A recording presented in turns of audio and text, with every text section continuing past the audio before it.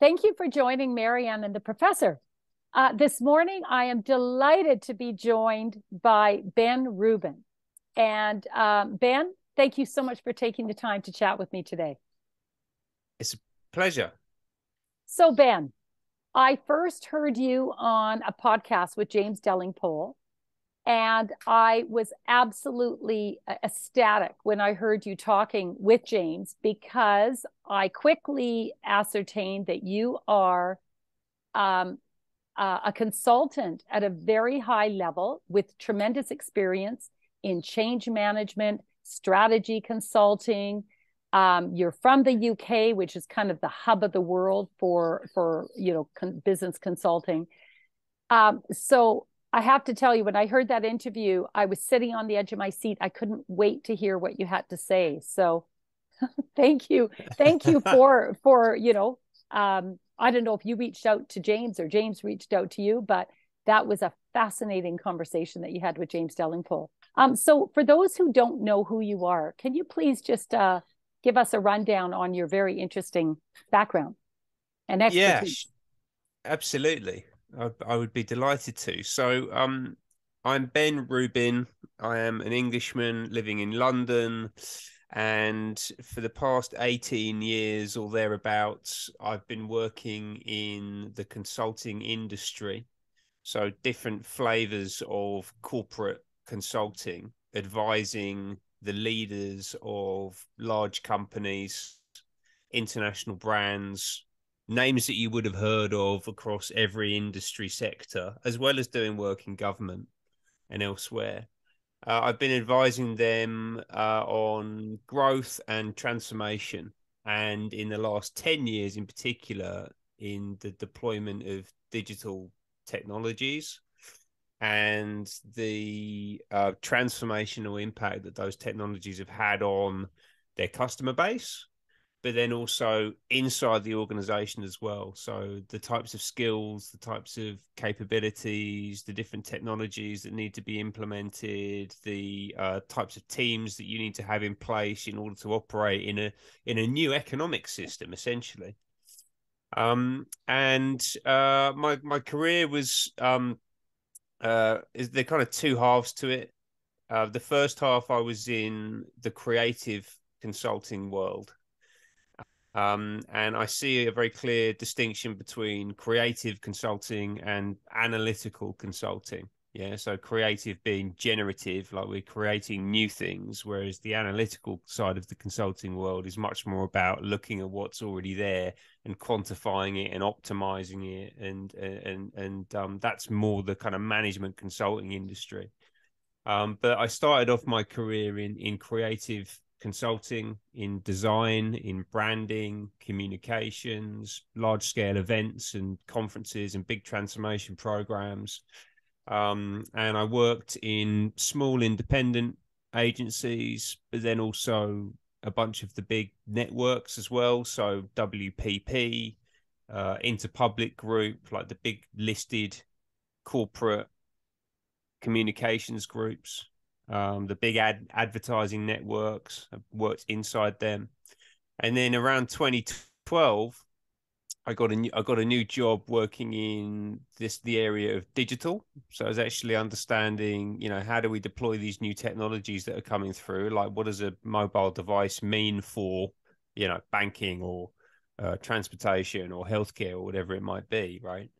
And which was a good move on my part. It was a prescient move because I could see that there were complex questions that were going to need to be answered in that area that weren't being answered very well at the time by the existing players, either in the creative consulting space or in the analytical, the management consulting space. So I joined a boutique consultancy called Seren in London, and basically help to grow that and to work with and find clients in a whole bunch of different industries. So a lot of banking, obviously, because it's in London, a lot in the payments industry, media, healthcare, a bunch of the other places that I've already touched on.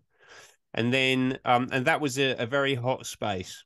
Yeah, so and particularly in London at that time, there were a whole kind of generation of boutique consulting, boutique advisory firms who specialized in digital and digital transformation, who were then acquired over a period of probably 6, 7, 8 years.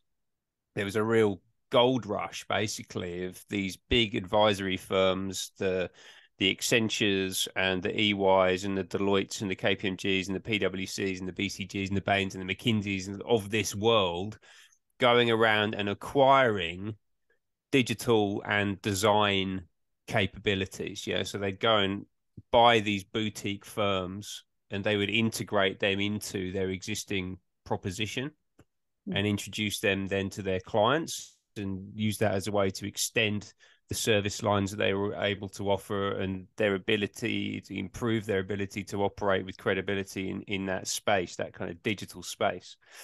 And because of that acquisition, I then became a director at EY. Ernst and Young. Ernst and Young. Ernst and Young, yeah. We're going to have to. We're going to have to keep you from using the acronyms that you know so well, but some of the viewers won't. Yeah, sure. Well, it is actually called EY now, so they changed the name. It's not. Okay. Yeah, it's not. It's not. And actually, I think they've all done the same thing, right? So it's not PricewaterhouseCoopers anymore. It is actually PwC. Oh, okay. Yeah, so those things have happened, right? So the actual, like, the names over the doors are, I mean, and obviously they're quite out of date, right? Because actually, I don't know. I think that those, like the Ernst and I mean, first of all, I think the Ernst and the Young that was an earlier integration, like back in the 60s or something, of two different firms, and then they went on to become what they've become. But yeah, anyway, it's EY, Ernst and Young, and I became a director, which is one below partner. So I wasn't a partner. A couple of people that were in the company that I was working for, Sarah, and they did become partners. But I was a director, so one below. And we then had that whole experience of being acquired and integrated into the firm and doing joint business development and joint project delivery and kind of combining the capabilities of the two entities, right? So what we did and what they did, and bringing those together into a beautiful unified operating unit that we could go out and sell and do cool stuff with. Basically, that was the game that we were playing. So wow. Yeah, so just to bring us up to speed on what is the compensation like in these companies? What's the range of how much these execs are making in these consulting firms? So I mean, they're pretty well paid. I mean, the top people. So I think in the UK, the average partner salary for EY and KPMG, I believe last year was about £750,000. So that's just over $1 million. And then Deloitte and PwC were over $1 million, so they're doing better, and they've been doing better for a while in the UK.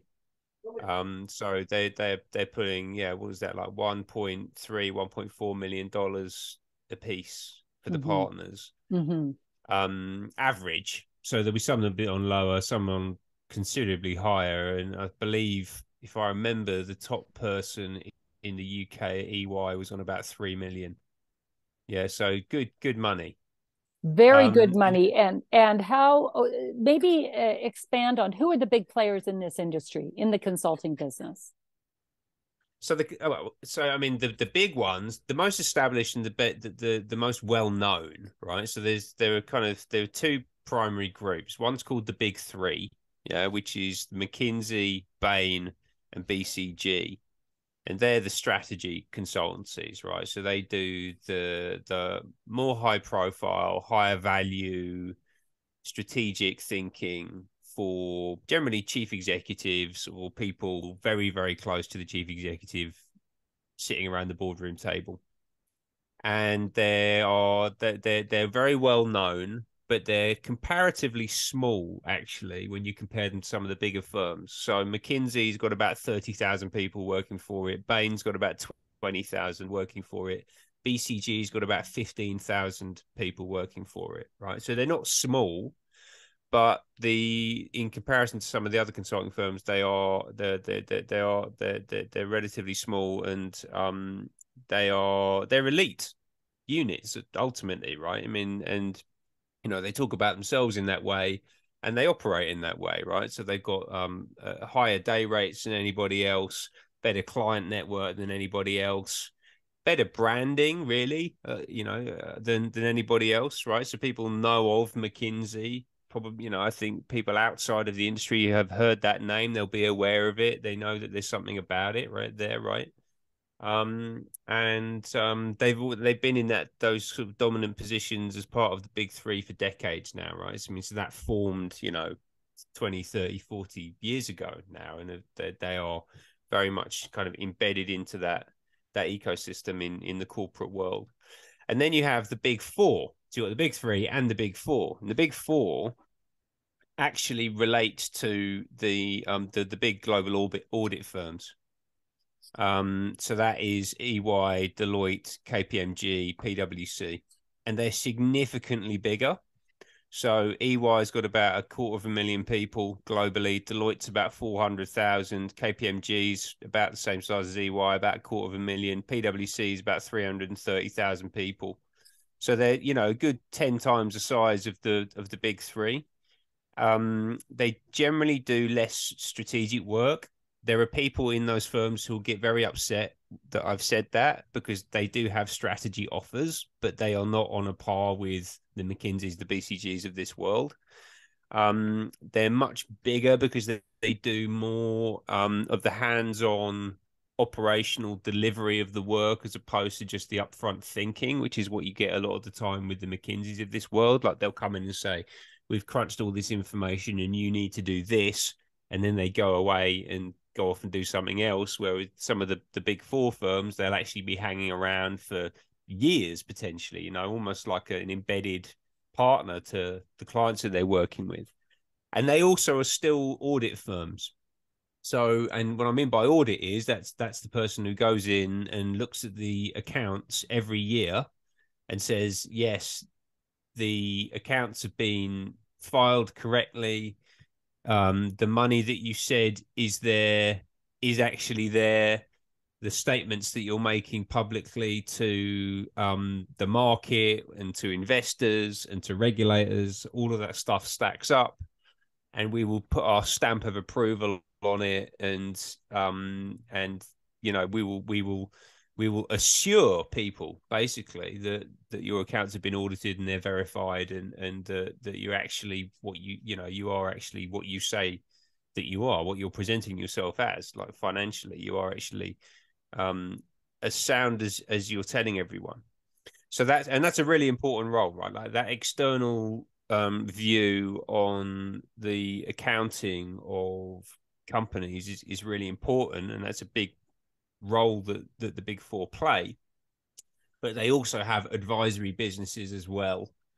Now, they're not allowed to audit and advise a company.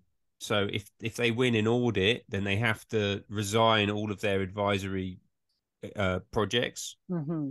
There's a period of kind of cleaning house. I can't remember the exact term that they use, but basically it's like a cooling down of the relationship that happens over a period of 3 months, 6 months, something like that, when an audit client is won.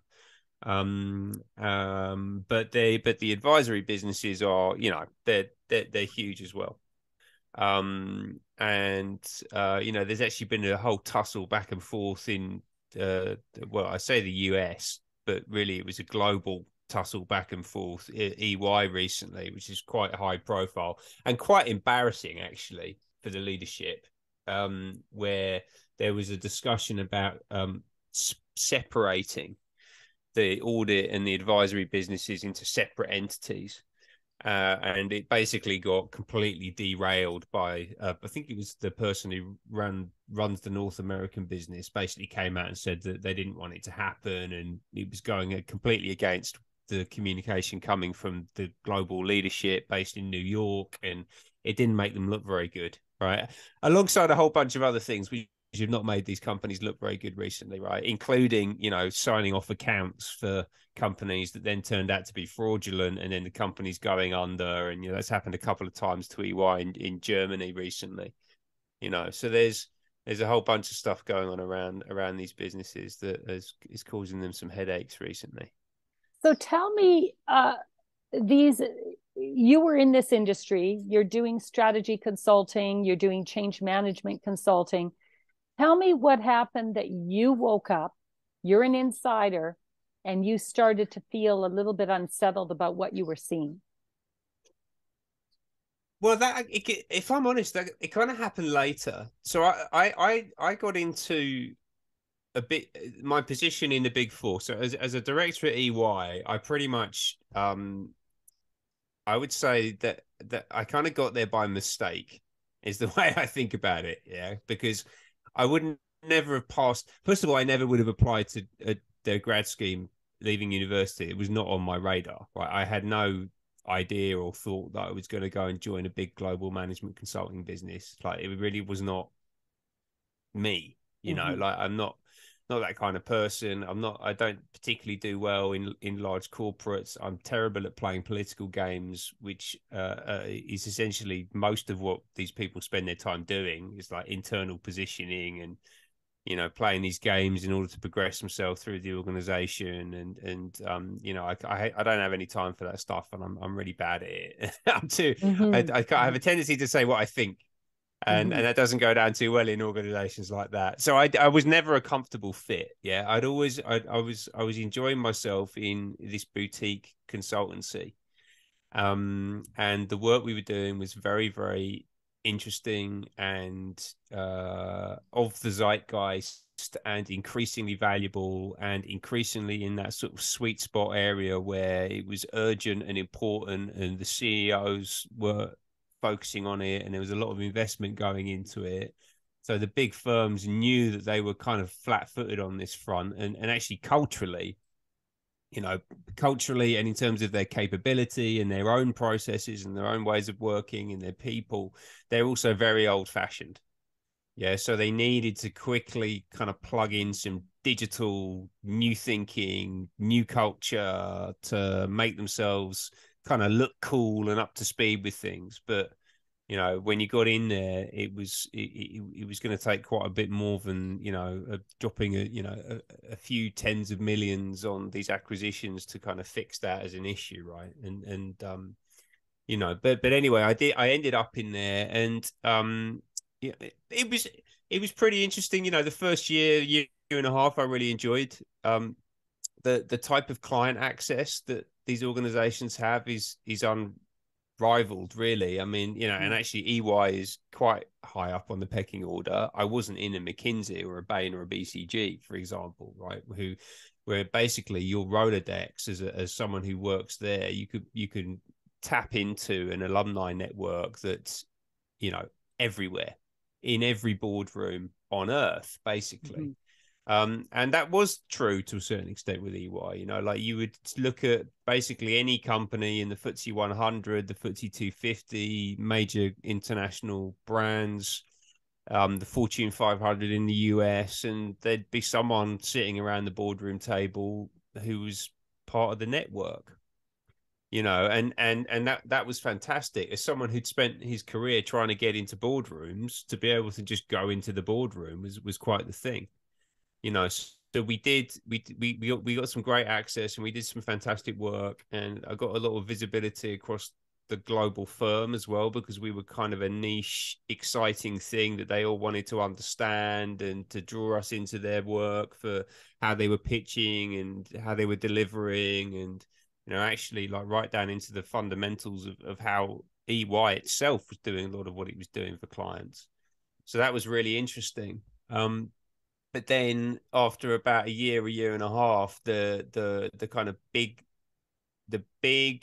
company culture and way of doing things really started to bite, and things, we were less the shiny new toy and more and just another part of the machinery, basically, and decided that I wanted to go out back into the kind of boutique world again, and into a smaller firm and doing more kind of fleet of foot engagements with people, you know, and also working in a way that I think was much more effective, because I think one of the things that I was seeing, and this is true across the piece, right, is that there are enormous conflicts of interest between what's actually good for the clients versus what partners are incentivized to do. Mm-hmm. And you know, one example, you know, just a kind of generic example around it, right, would be that it's much better for a partner to sell a 50 million pound or dollar program of work that ends up failing, but they still get the 50 million in fees and their bonus and all of that kind of thing.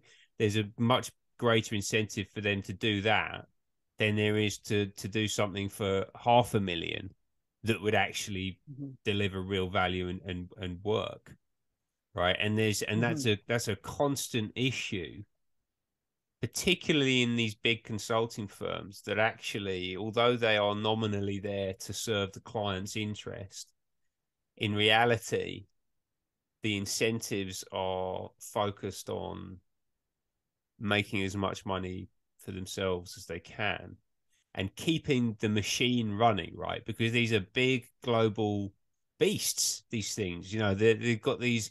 Just in London, you go down and look at the offices that they're in, they're like cathedrals to capitalism, these places. You know, the EY office on the Thames right next to the mayor's office, and over the river from the Tower of London. It's a gleaming palace of glass and light, and you know, it's a phenomenal building, unbelievably expensive to rent, and full of lots of very highly paid people.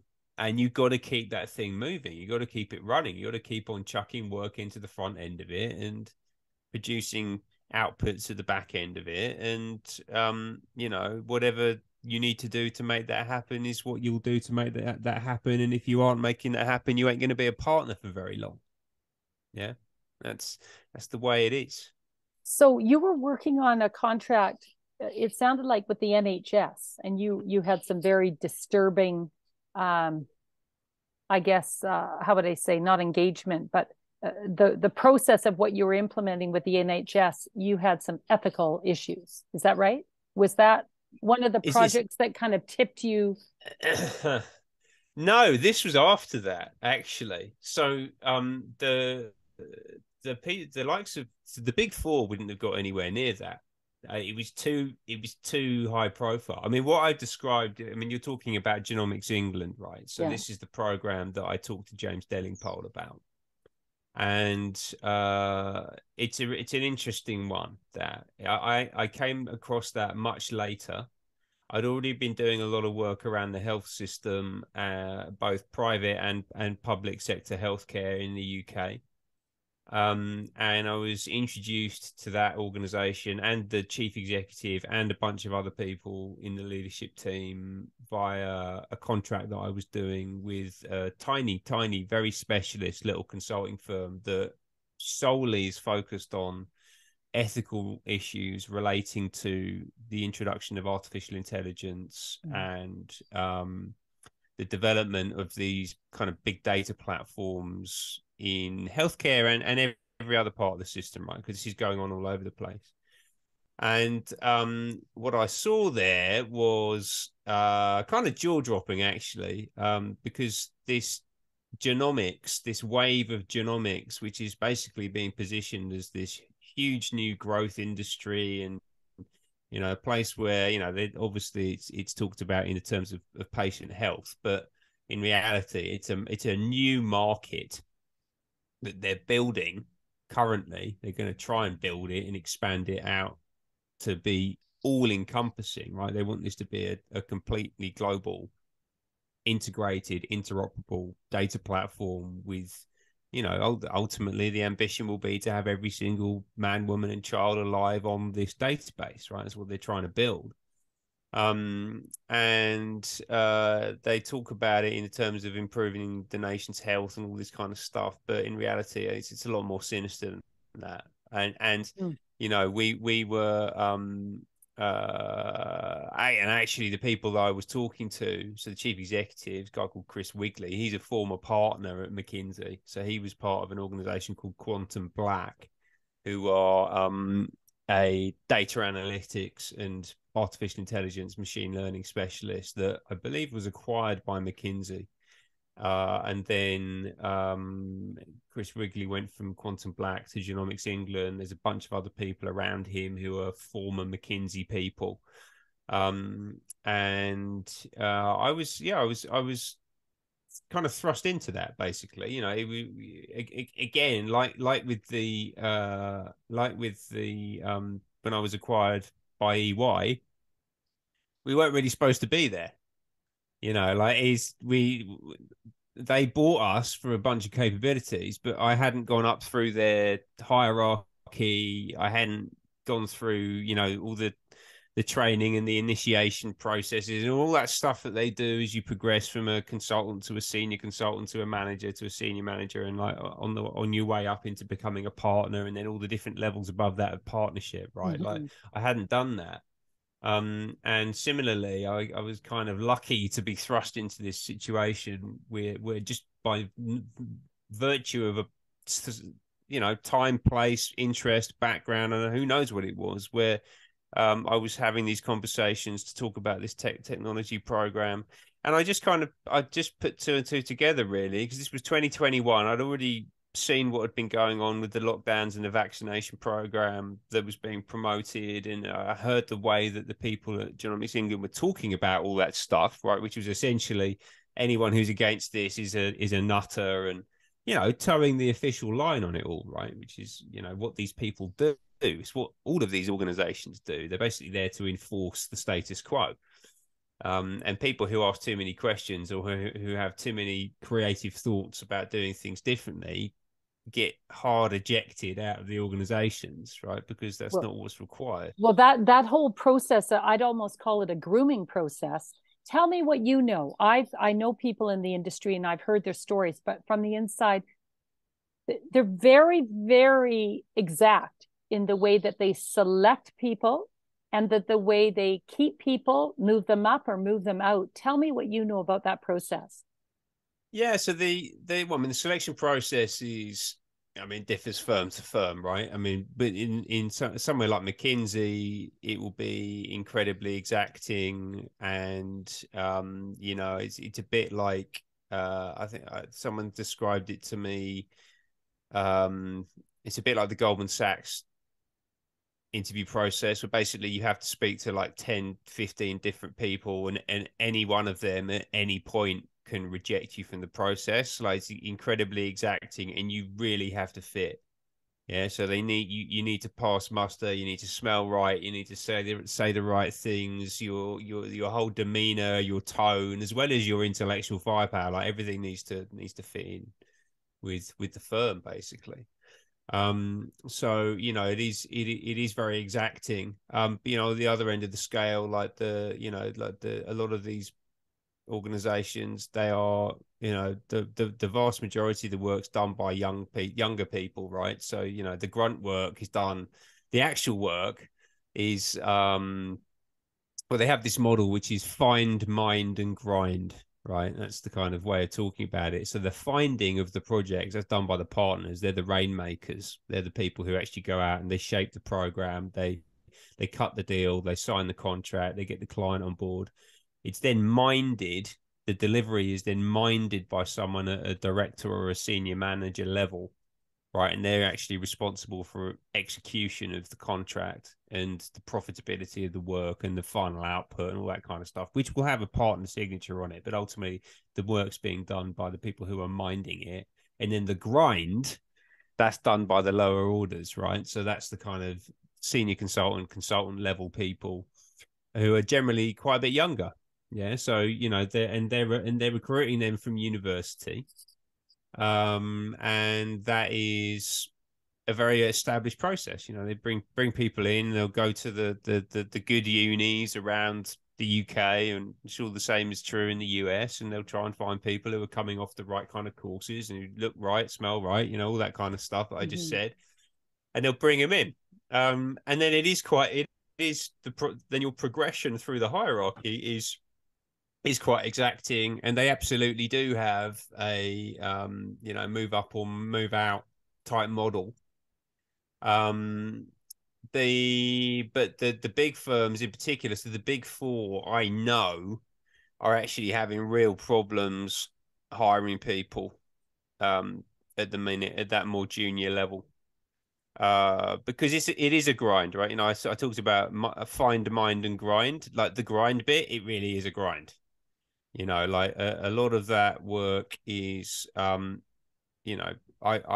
found it quite soul destroying actually, and a lot of it's very, very detail focused and analytical and dry, and the expectation is that you will put in huge amounts of your time and your life. You'll cancel trips away with family if the client decides they want to have a meeting on a Monday rather than a Wednesday. So you've got to be working all weekend, and you hear that kind of thing happening all the time, right? It's all encompassing, and a lot of people don't want to do that. And they're not particularly entrepreneurial. They've got huge cultural issues, huge operational issues. A lot of them are really old fashioned still. So it's quite entertaining to hear people go out and talk about innovation and digitization and platforms and all these kind of fancy buzzwords out in the market when having worked there, that their internal systems and their processes are straight out of the 1990s, right? And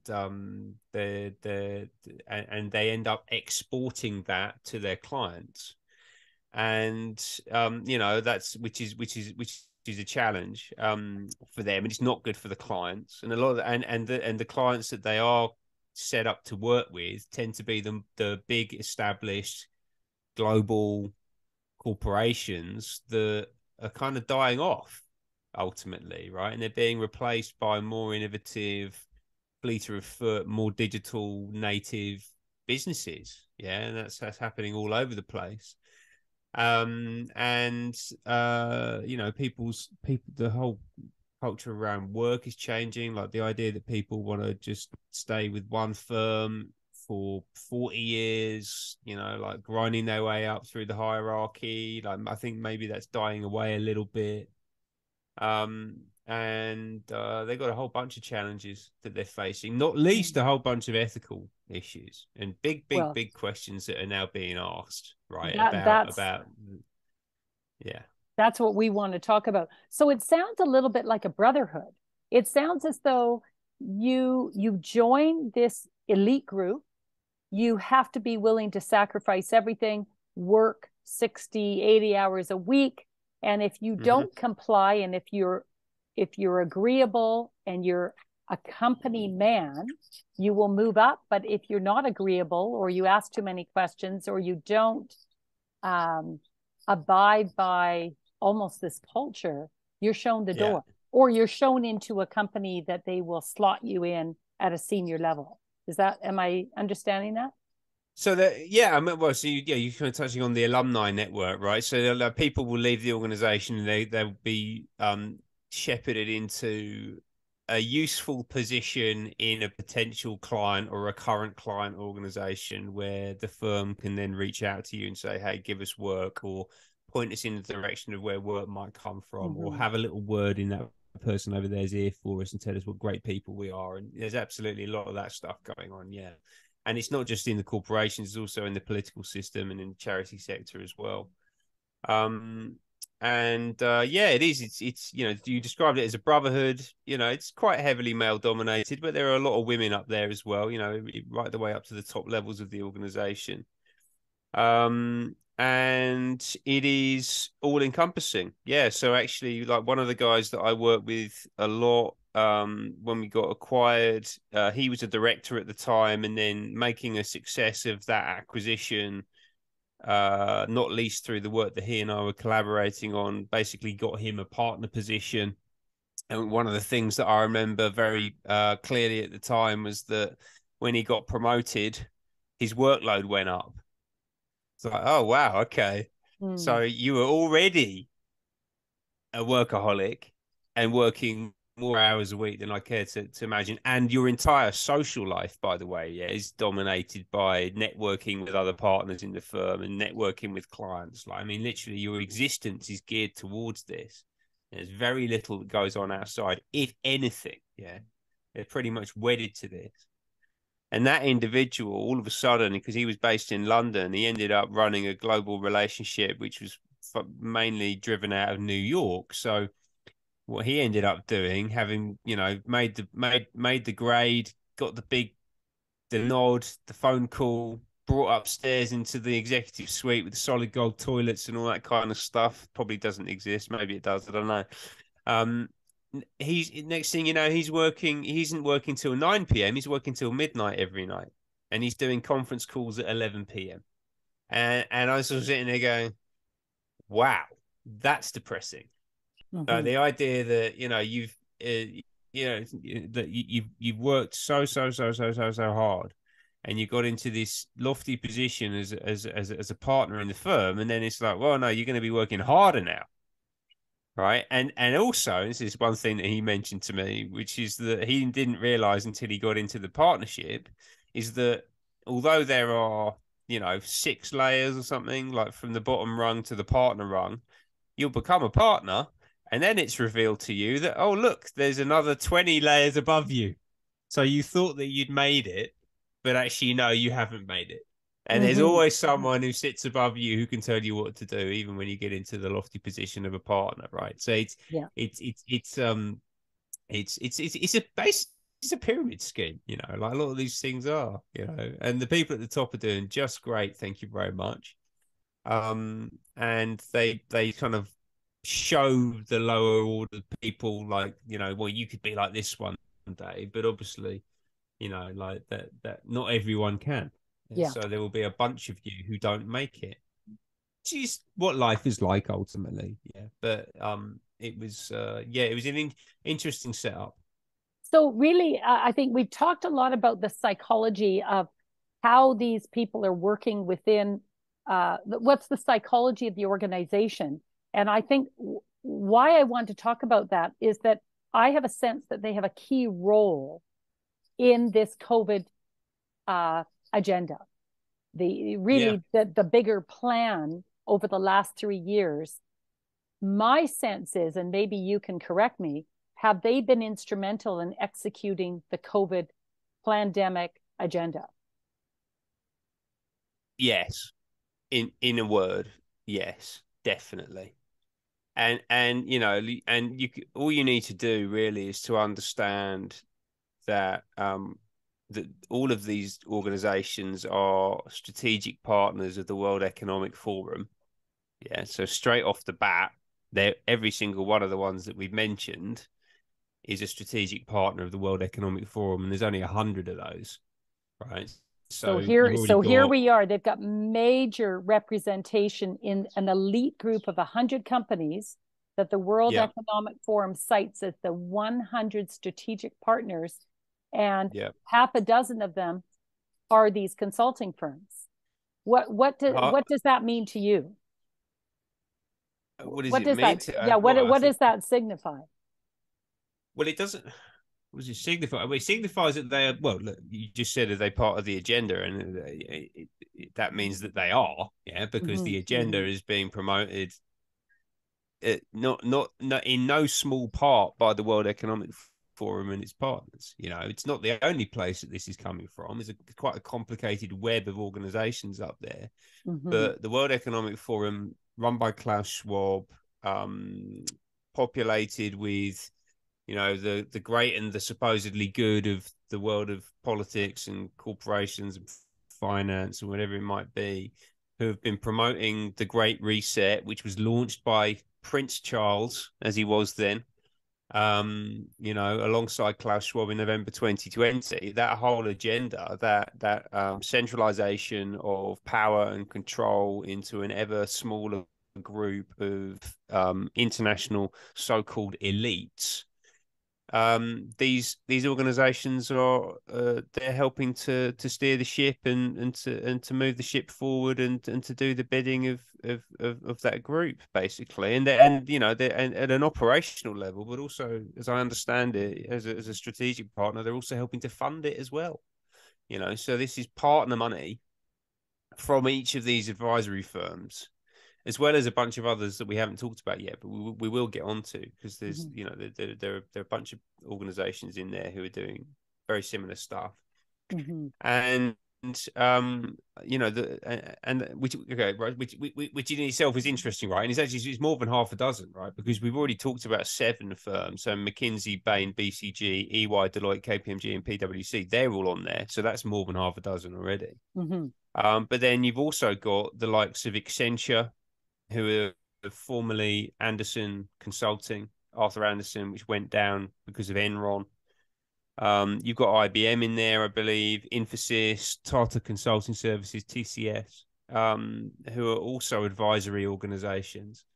And I think it's interesting that they're in there for a few reasons. One of them is that what that does for the World Economic Forum is it actually allows them in a smaller group, so a more discrete group of companies, these international consulting firms, these international technology firms, they actually cut across an enormous proportion of global economic activity because of the clients that they work with. So actually, it's a really efficient way for a Klaus Schwab type individual or a World Economic Forum type organization to distribute its message and its diktats and its strategies and the things that it wants to happen out into the world, into the market, into the system, because these organizations work with everybody. You know, so McKinsey famously talks about working with 90 out of 100 of the world's most valuable companies. Well, actually, the same is pretty much true for all of those firms. Yeah. You know, so EY will touch on, 80% probably in some capacity, 80%, 90% of the FTSE 100. You know, the ones that they don't audit, because they'll be auditing at least a quarter of them, because there are 4 auditors that are allowed to operate at that level, right? So you've already got 25% of the FTSE, for example, signed up with one of those firms. If you've got all of those firms, which they do, then you've already got the whole FTSE 100 signed up, you know, in some capacity or adjacent to your agenda. And that's before you get into the advisory relationships. So it's very interesting, and it is you can understand why they've done it. I think it's important to state outright here, by the way, that by absolutely no means whatsoever am I suggesting, or should it be suggested, that all of the employees in these companies are somehow involved, like knowingly and willingly, in a criminal conspiracy, right? Like, I don't think that for a second. But what I do know, having sat inside those companies and to a certain extent myself having held these views and being a good, you know, probably at the time like a sort of free market neoliberal type person who was very pro capitalism and very pro big business, and was enjoying working in that environment and was excited about it and the glamour of it and the potential of it. The people inside those organizations, they look at Davos and they look at the World Economic Forum and they look at the people who attend those events and are part of those organizations. They kind of see them as rock stars. You know, they look up to them. They're inspired by them. They're keenly waiting to hear back what the news from Davos is in January and what everyone's talking about. And, you know, that's kind of where they get their direction from. Yeah. So the big firms being formally involved in that is, you know, it's no surprise really. And you can see how it permeates down into those organizations, right? They've done a very good job of propagandizing everybody. for the past 50 plus years, whatever So it is. essentially their selection process of who's within these major consulting firms and who gets to stay is an individual who will execute the plan and not look too closely at the ethics or integrity because they're company men. Is that right? Or what is it that these people will not deviate from the plan, even if the plan is not good for humanity? Why is it that these individuals will continue to they're almost like soldiers, march ahead with something which is destroying mankind? Or am I framing this correctly? Or it's a peculiar thing. It's a very peculiar thing, yeah, absolutely, and actually, that's not exclusive to what's been going on in the big firms. That's been happening absolutely everywhere across the whole population, right? I mean, there's a bunch of people who are very unquestioningly gone along with things which are in. I mean, at the time, a bunch of us knew were inexcusable, but now in hindsight, I mean, if you just go and look at some of the, compilations of news clips from the BBC in like 2020, and you just look at it now, and anyone will look at it and go, yeah, that was kind of crazy, wasn't it? And in hindsight, it looks insane what they're saying and the way that everyone's behaving. And I think everyone kind of knows that now. I mean, I think part of it is that people were very trusting. As you were kind of touching on, the people that do well inside these organizations, and this is true for the consulting firms, but it's true for the corporations as well, right? They're not the ones that people that rock the boat don't fit in there. Yeah, so the people who do well and progress are the ones that keep their head down. They do the work, even when it's in like the way that it's being done doesn't make any sense. Yeah, like don't question it. Just get on, and everything will be fine, and you'll progress. And that's how those organizations have operated for a long time. So people that look at things in a different way or question things too closely, they're just not in the room. Basically, the conversation's not being had. And they're set up to maintain the status quo. So particularly the audit firms, I mean, it's literally what they do. They go in and they quantify what exists and make sure that it is as robust as it's being presented. So, creative thought doesn't really enter the equation there, just because of the nature of the work.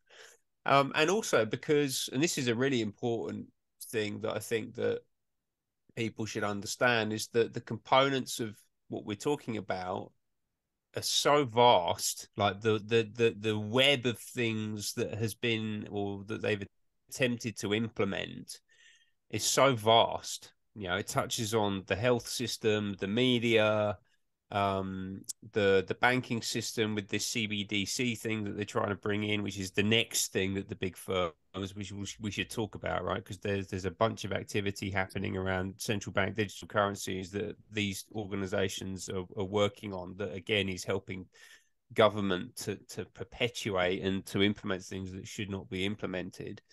All of this stuff, like if you look at these things in isolation, is like they're individual subcomponents of the plan.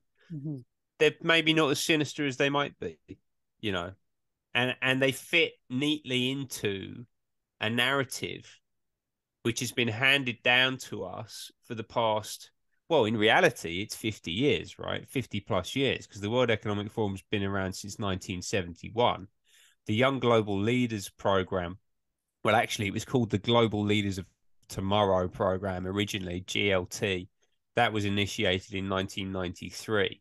And then that turned into the Young Global Leaders Program around 2004, 2005. But it's basically the same thing. So we've had 30 years, at least, of narrative building in the media, in the political system, all of the major parties, like 80% of our main political leaders in the UK, they're all, like Blair, Brown, Cameron, Johnson, they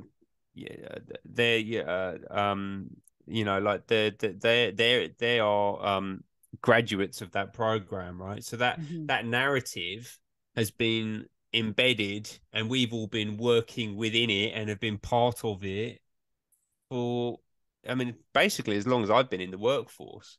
Mm-hmm. Mm-hmm. You know, she's knocking on a couple of decades now, and probably longer than that beforehand. Yeah. So, you know, they've done a very good job of creating the story, and then that story ultimately is the thing that ends up being constructed. So And they're probably all reading The Economist, which is owned by the Rothschilds. So that's like their textbook on the blueprint on how the world should be run. But in actuality, that is yeah, that's a very top down recipe, right? yeah, well, absolutely. I mean, so The Economist is an interesting one, right?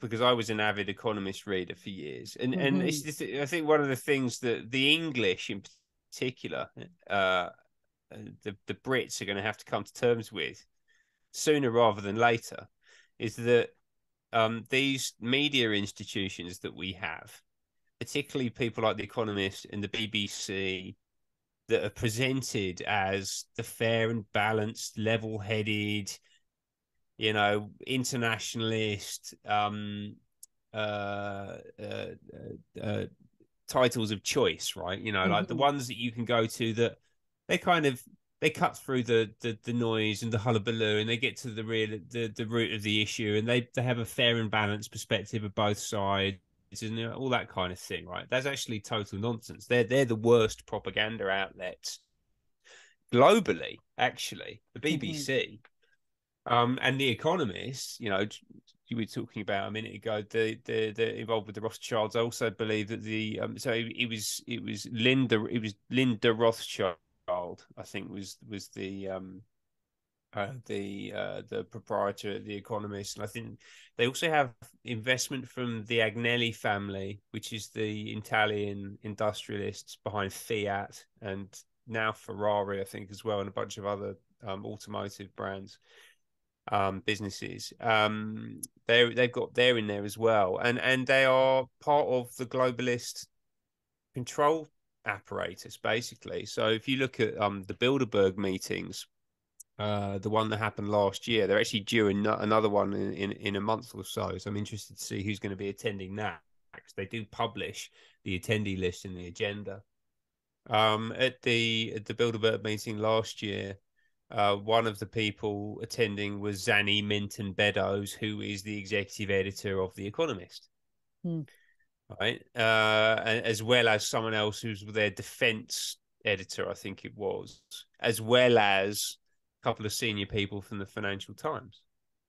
And actually, there was a really interesting interview with Richard Haass, who's the president of the Council on Foreign Relations, which I put up on my Substack last week, which I came across, which I think was fascinating, which was him talking to the press corps, basically, like the local network reporters and anchors in the US, like the people who do, like, you know, the news in Salt Lake City on a Wednesday night, that kind of person, right? Mm-hmm. Like, and he was talking to them, and they were asking, you know, where's a good place for us to get information from? And obviously, he said the Council on Foreign Relations, because he is one of the biggest propagandists alive, maybe that's ever lived. Yeah, Richard Haass.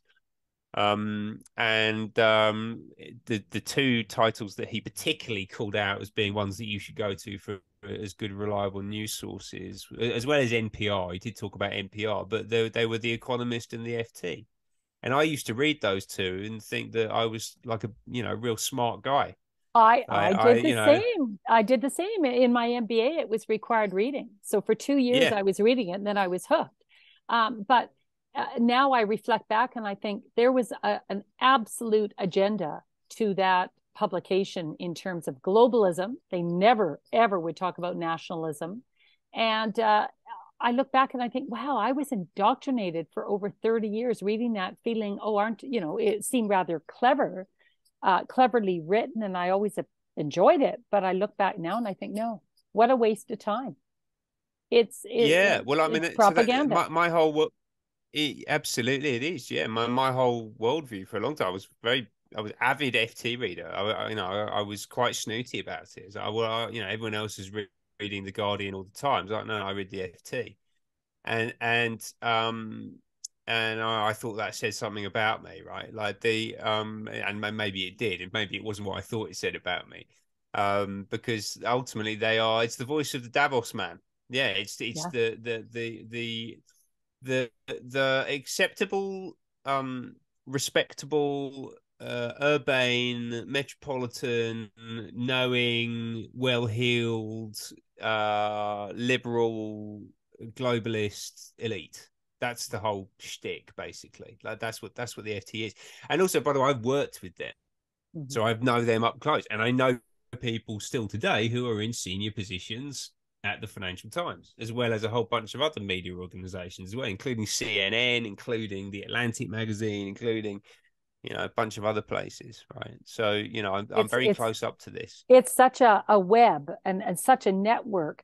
Um, Tell Yeah. me, in your best guess, what is the process of the agenda? Where do you think it's coming from, and how does that play out with government and these consulting firms? What's your best guesstimate as to what this process looks like? Well, I mean, so there's a bunch of rich people, basically a bunch of rich men sitting around I mean, this has been going on for centuries, right? I mean, so it's actually pointing to a specific event that ties all this together. I think that, well, maybe there was one, maybe it'll be impossible for us to ever piece that together. But you can certainly look to the work of people like David Rockefeller, for example, in the 60s. When he set up the Trilateral Commission, as being pivotal in the implementation of this global plan. And they've just taken everyone along for the ride with them, basically. It's become this sort of self-fulfilling prophecy, right? And it's really interesting. We talk about it's the story. Yeah, they keep on talking. They got a story that they're telling. And the latest iteration of it, although you're not hearing this term quite so much anymore, right? But this whole build back better thing, Mm-hmm. right? Mm-hmm. That they were talking about in 2020 and 21, but it's now become so sus. It's like, well, are you saying that? Are you? Well, that obviously means that you're promoting this agenda, Mm-hmm. because that's come directly from Klaus Schwab, and it's being repeated by the Tony Blairs of this world and Boris Johnson and Joe Biden and whoever else it might be. They were all saying it, right? So that comes from the top council, whatever that is, and is then disseminated down through their networks, and ultimately that becomes what we talk about and the reality that we create, right? Mm-hmm. That's what that messaging does. Like, it kind of sets the direction.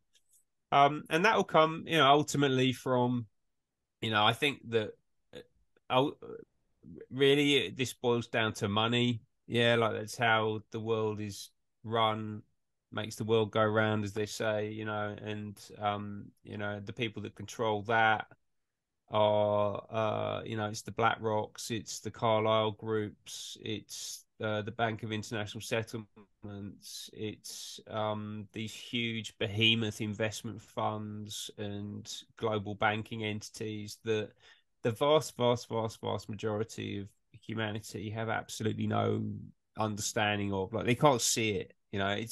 It's in the stratosphere above everything else, right? And we get distracted by, or everything. Modern life is a distraction. Yeah, so the crap that we consume on our phones, or the latest drama on the TV screen, or this thing on Netflix that doesn't have quite the right representation of different racial profiles, whatever else thing that is causing a kerfuffle in the population, or their favorite sport team, or who Leonardo DiCaprio is going to be dating this week, which is something that was Mm-hmm. popping up yesterday. It's like, that's what people see in front of them. Oh, and they get given a little bit of a glimpse of a sort of Punch and Judy show of left-right politics, and these buffoons in Westminster shouting at each other on a Wednesday lunchtime, and we kind of get presented that that's somehow a choice that is going to change the direction of things. You know, if the red team or the blue team are in control, then that will fundamentally change the direction of travel of the nation. It's like, no, it won't. It's just a distraction. Yeah, same's true in the US. I'm Absolutely. but I'm curious to know, okay, so the elite, they definitely have an agenda. I think we can ascertain what that is. But Hmm. how do they execute the plan? Do they sit down with these government officials, or do they first sit down with these uh, consultancy, the heads of the consultancy firms, and say, this is what we want to achieve. How can you make it happen? So what do you think the line of command is? Who do I you mean, it think would the be pure Rockefellers, the speculation. Rothschild, who do you think they sit and have lunch with and say, listen, I want to get from A to B. How can we make that happen? Who do they first have that conversation with? Is it the consultancy firms that then work with the governments and the Fortune 500 firms, or what do you think I is the think process? I'd say they're probably pretty high up in the pecking order. I mean, just to go back to the strategic partnership list that we were talking about on the World Economic Forum website, right? Like you've got all of the big advisory firms in there. You've got a bunch of the big technology companies like Accenture, for example. And actually, Julie Sweet, who's the global CEO of Accenture, is on the board of trustees for the World Economic Forum. So she will definitely be on the list of people that they speak Mm-hmm. to first. And Accenture are huge. They're 660 something thousand people, right? Absolutely enormous organization. And, you know, they are across absolutely everything. The whole economic system, you know, they've got their tentacles everywhere. But also the big tech companies, they're a big part of it. Mm-hmm. You know, if you look at China, for example, with their social credit system and these digital control systems that they're trying to implement in the West, a model on the ones that are being used in China and have been used and perfected by the CCP over the past 5 years plus. You know, so I think it was 2016, 2017 when they implemented the latest digital iteration of their social credit system. And that is run on behalf of the CCP by the big tech companies in China. So it's Tencent and it's Alibaba and it's one or two other of the big tech firms. They run the social credit system for the state. Yeah. And that integration of state and corporate interest, that is the literal technical definition of fascism. This is one of the Yeah. things I was talking to Delingpole about, right? Which Mm-hmm. ultimately all of this is when you dig into it. Yeah. And I will say that again. Yeah. I believe, actually, it's not just that I believe it, I think that it's unequivocally true, right, to anyone who understands what fascism is, that having these advisory firms doing this work for the World Economic Forum and the way that they're collaborating with governments who are essentially pushing the same agenda. You know, again, just to use the example of the UK, where you've got, you know, four or five of the last seven prime ministers, something like that. They are young global leader graduates. Well, what is that? This is fascism. You know, you've got um, the political and the commercial and the consulting elite and the media and the healthcare elites, the top people, all marching in lockstep. Yeah, like they're all doing what they're told to do, what they've signed up for. And yeah, as we were saying before, like one of the ways that that information and those principles are then disseminated out is through the advisory firms. And a lot of what they're doing, particularly when you look at these digital control systems, they're being built to specifications handed down from places like the World Health Organization, right? And the WHO released its own technical specification for a global identification system uh, in, I believe it was the end of 2020, right? And these organizations, so like the Accentures and the people actually building the technologies, people building those platforms, will be using those specifications. They'll be advising their clients to introduce those specifications into technologies that they're building, because they'll tell them that, well, you've got to be, you know, in order to be market ready, to be a, you know, um able to stand up and operate in the emergent technology landscape that is coming out of this scenario, you're going to have this stuff in there, and you're going to have to make this a consideration and a requirement for what you're building, and that will just be presented as an inevitability, essentially, right? And that's what's been going on, and that's how we've, in large part, how we've ended up going in this direction. So it's very coordinated then. And I think often people say, well, how could all these companies be coordinated and moving in this very sinister direction? But this actually explains how the coordination actually is achieved. Yeah, absolutely. I think that I think you've hit on something really interesting. Yeah, which is that basically these advisory firms are part of the distribution of that information, and actually that's how they've always operated, and it's one of the the strengths and the weaknesses ultimately of this model, right? Which is that they will go to a company and say, look, and by the way, one of the things that the big consultancies are the management consultancies are very good at, which the creative agencies are less good at, is client confidentiality. They do not talk about who they've done the work with, but they will tell you exactly what it was that they did. So you won't know, as let's just carry on with the media example, right? You won't know, as the Telegraph newspaper in London, that the information that you're being told about relates to the Wall Street Journal. Yeah, they won't tell you that, but they will tell you a lot about what they learned from working with the Wall Street Journal. And a lot of the time they will come along and they'll say, well, we've done this elsewhere. You see this a lot in banking in particular. Well, we've done this elsewhere for this other company that looks just like you. So we'll do the same thing for you. And that will be good for you because it's like, best practice in the market, the kind of way that they talk about this stuff. So they give it with a lot of... So they're giving the impression to all their clients that this is the wave, or this is the trends of the future, and get on board because all your competition is doing this and you don't want to be left behind. But the direction that they're pushing the companies is very intentional. It's very how would I say? There is a plan, and they are in essence pushing all their clients in the same direction, and no one is pausing within those companies to say, is this the right thing? Is this ethical? Is this good for society at large?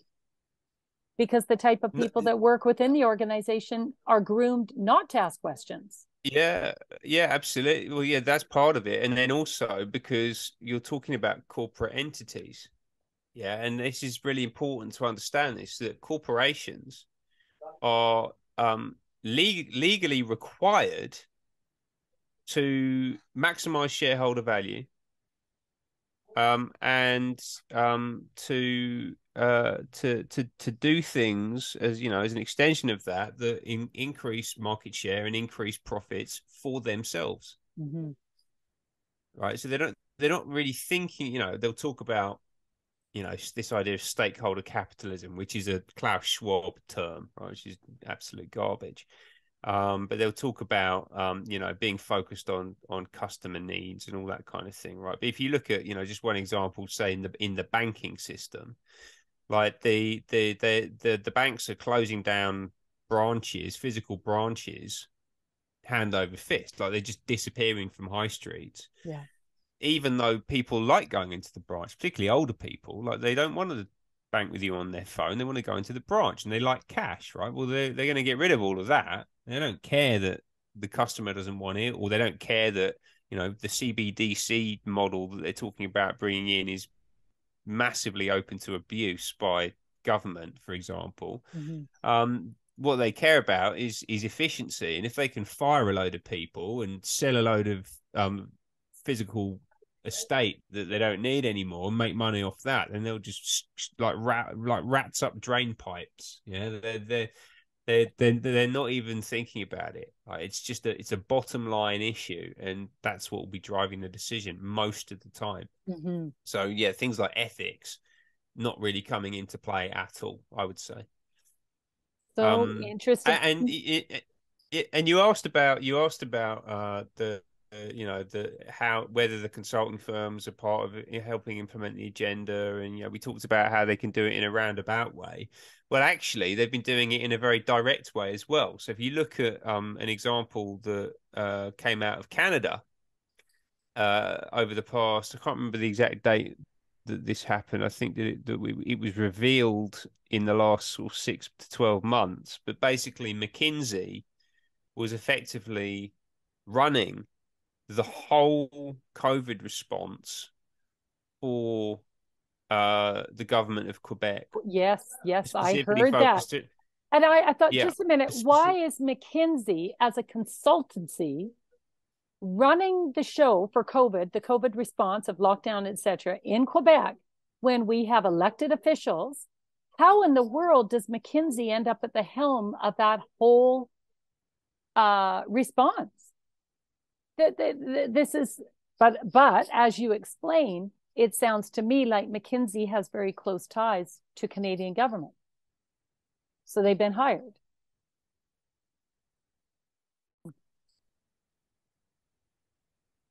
Sorry about that. We're back and we're talking about Quebec and McKinsey's yeah, role in the COVID response in the province of Quebec in Canada. So tell me yeah. what you know about this. Yeah, we were about to start talking about this, and then the powers intervened from above and shut us down. Yes, yes. Um, so what do I know about this? I know that it was revealed that McKinsey played a very important role in the entire COVID response, right? So acquiring PPE, training personnel, actually hiring a bunch of people on behalf of the government, outlining the whole communication strategy for like how we were going to disseminate information about what was happening with the lockdown and what was happening with the virus, and then help develop the vaccination campaign. And apparently, at points, they were even writing communication on formal government headed paper, right? So they're actually acting as if they were the state. Um, and this is, I don't know, is it inappropriate? Feels inappropriate to me, particularly given what we know about everything that I've just described, right? I mean, it would be bad enough if they were doing that on behalf of the state anyway, but then when you roll in the understanding that actually the entire COVID response was essentially a scam and part of a plan to implement global totalitarianism on behalf of the World Economic Forum, to whom McKinsey are a strategic partner, then the whole thing begins to look extraordinarily bad, right? And I don't really understand. So I found this out.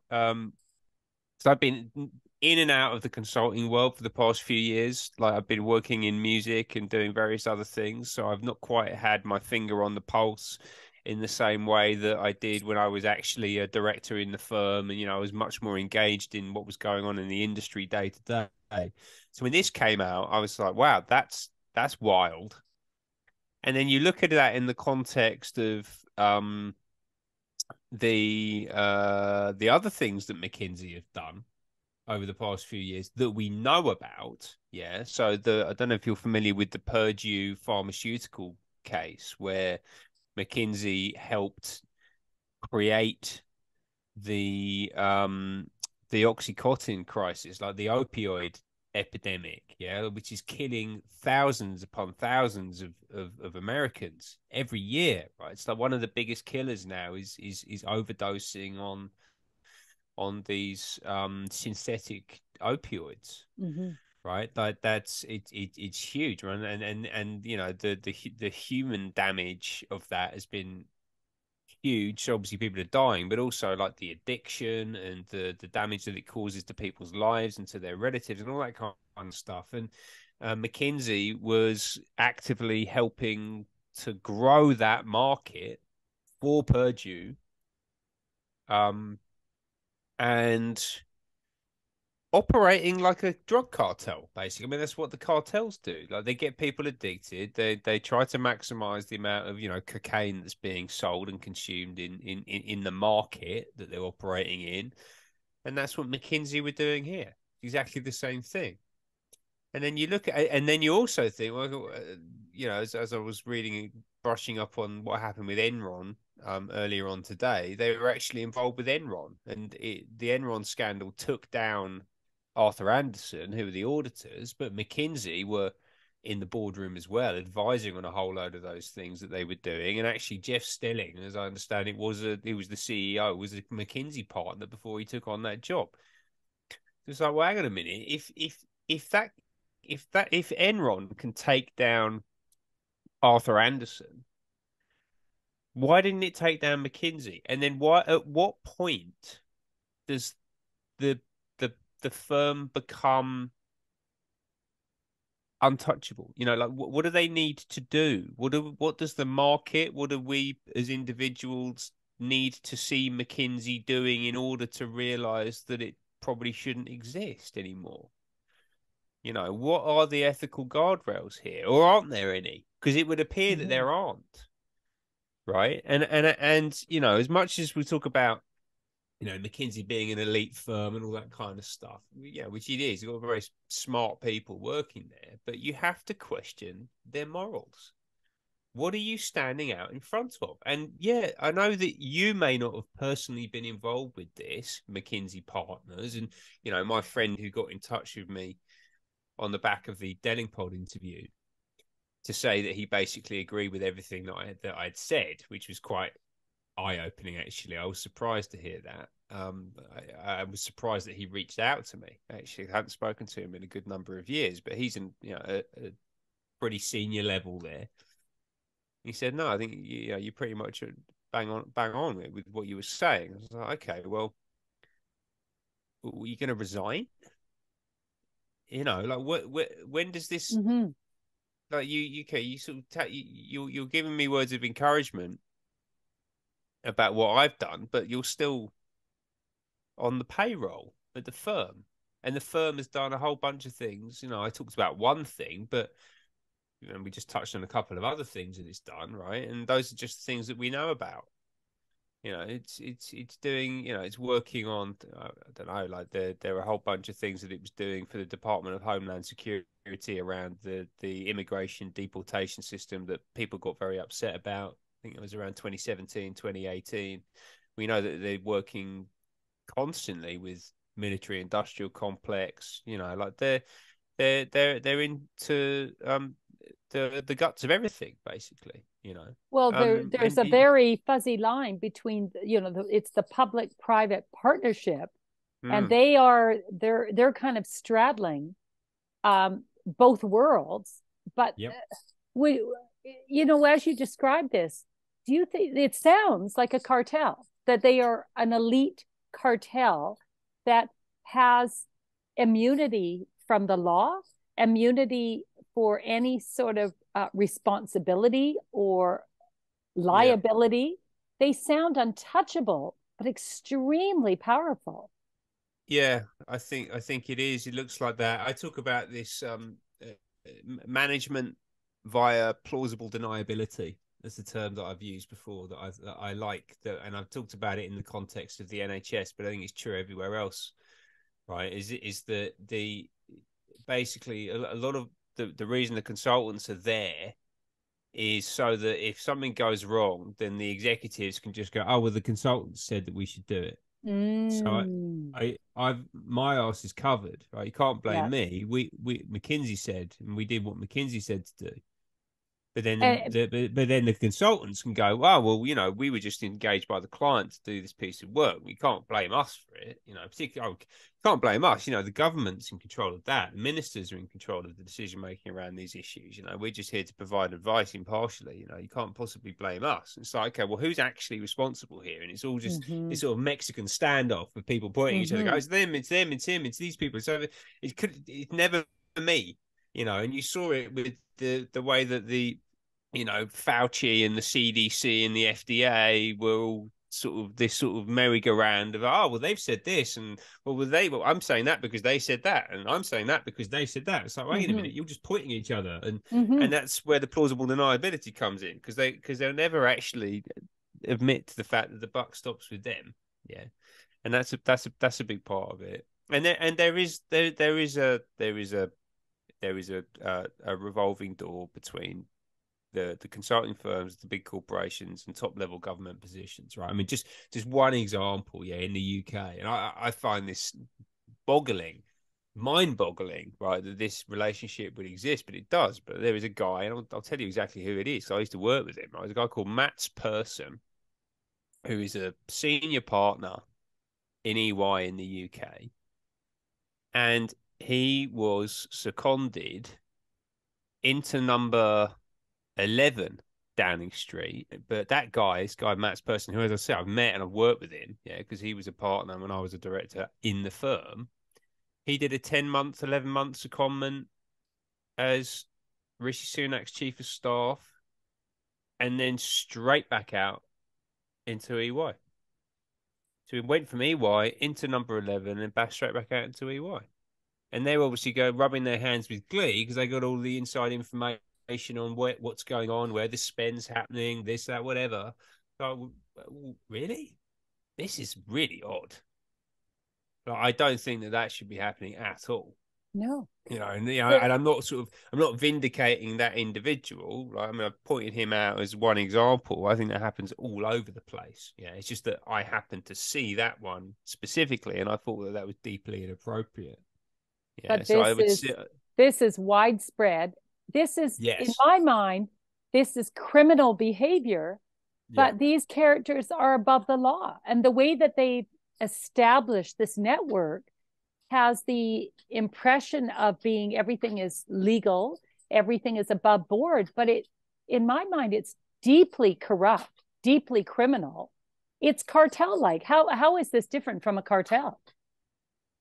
yeah, I agree with you. I think it rolls up into the same thing. It, Yeah, it's the same, but we uphold these characters because they're making millions or billions of dollars. I mean, I can't even imagine how big the contracts are that BCG, McKinsey, Baines, how big these contracts are, and they're important people. They're, you know, the heads of all these big Fortune 500 companies. So we uphold them as next to God, but in actuality, these are hardened criminals with sociopathic tendencies. Am I misstating this, or no, I think there's something very wrong here? I think you're right. You know, it's not universal across the firms because there are, you know, well, first of all, they're really big, yeah, but also there are some good people working in them. But I think ultimately, but it's difficult to look at this behavior as anything other than psychotic, psychopathic, Well, and yeah. So go ahead.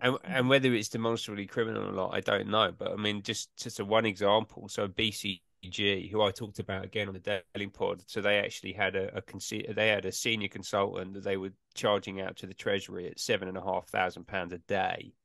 Yeah, but actually they had a team that they charged out 40 people for a 4-month program of work at £10 million. That's an average of £3,125 per day per person on that one piece of work. Is that is that Operation Moonshot? Because there was no, that's not Moonshot. So Moonshot, I would imagine. Tell us about that. That's a program that was in the UK during COVID. So that was a program that came out of the Department of Health, and it was, you know, they called it Moonshot because it was a moonshot. It was just nuts, like particularly in hindsight, right? But at the time, like they're like excuse my French, but like flies around shit with this stuff. Yeah, like they get a sniff of a big contract and they're all over it. And basically, someone somewhere managed to convince, and it probably wasn't that difficult to do, convince Matt Hancock, or a bunch of people around him, that spending 100 billion quid to test every single member of the British population every single week for COVID, which in hindsight we now know is a flu type virus. In fact, may even be the flu. We don't know, right? It's very murky at the moment what actually went on, right? But the idea that you would need to do that is insane.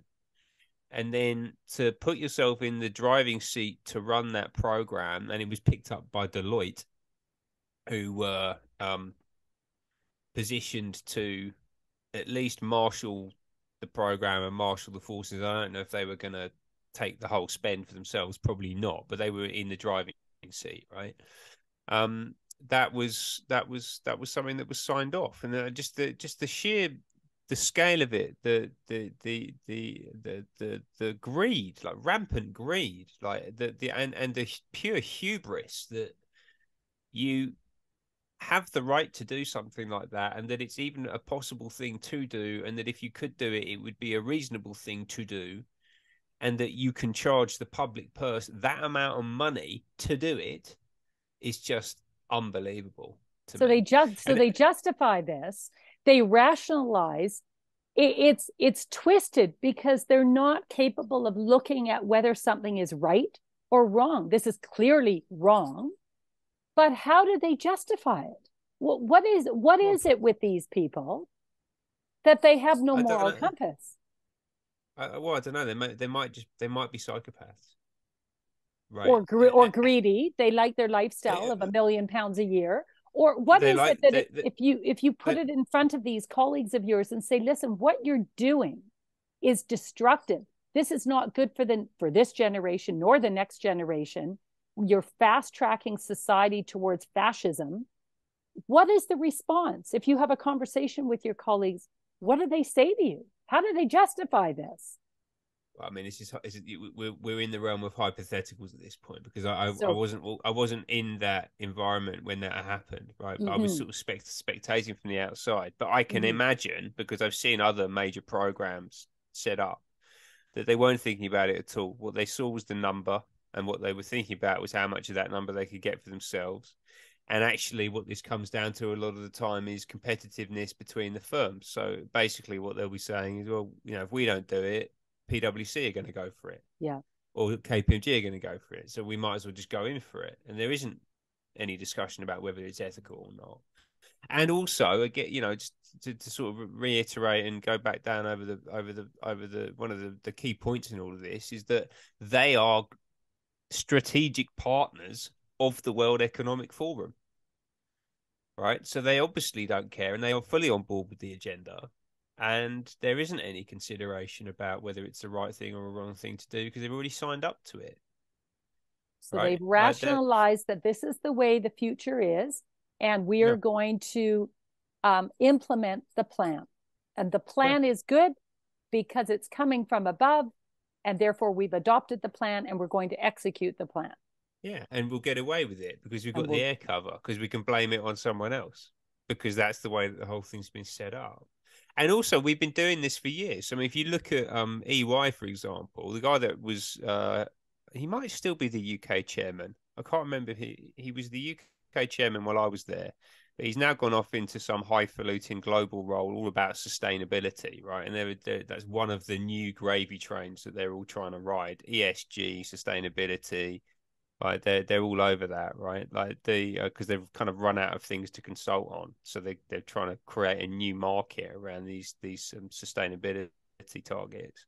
But the guy that the top boy in EY in the UK is a guy called Steve Varley, and Steve Varley made his name, made his reputation as an Accenture partner. Well, actually, we would have been an Anderson consulting partner. But he actually made partner. He's kind of a legendary guy in consulting industry, because he was made partner in Anderson Consulting at the age of 26, something, or 27. Just unheard of. Yeah, like it doesn't happen. Yeah, and partners, I mean, generally they're in their late 30s, maybe early 40s, but certainly not in their early 30s, and certainly not in their mid 20s. I mean, it just doesn't happen, right? But he built his career on setting huge government programs, and this is just another one of those, and they're all over the place.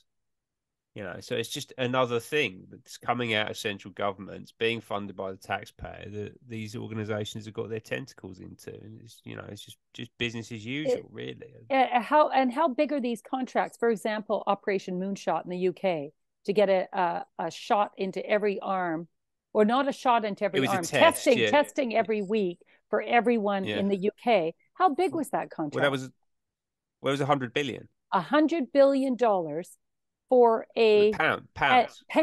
And no one ever sat back and said, should we be doing this? But the tender is out, and all these companies vie for the contract. Yeah.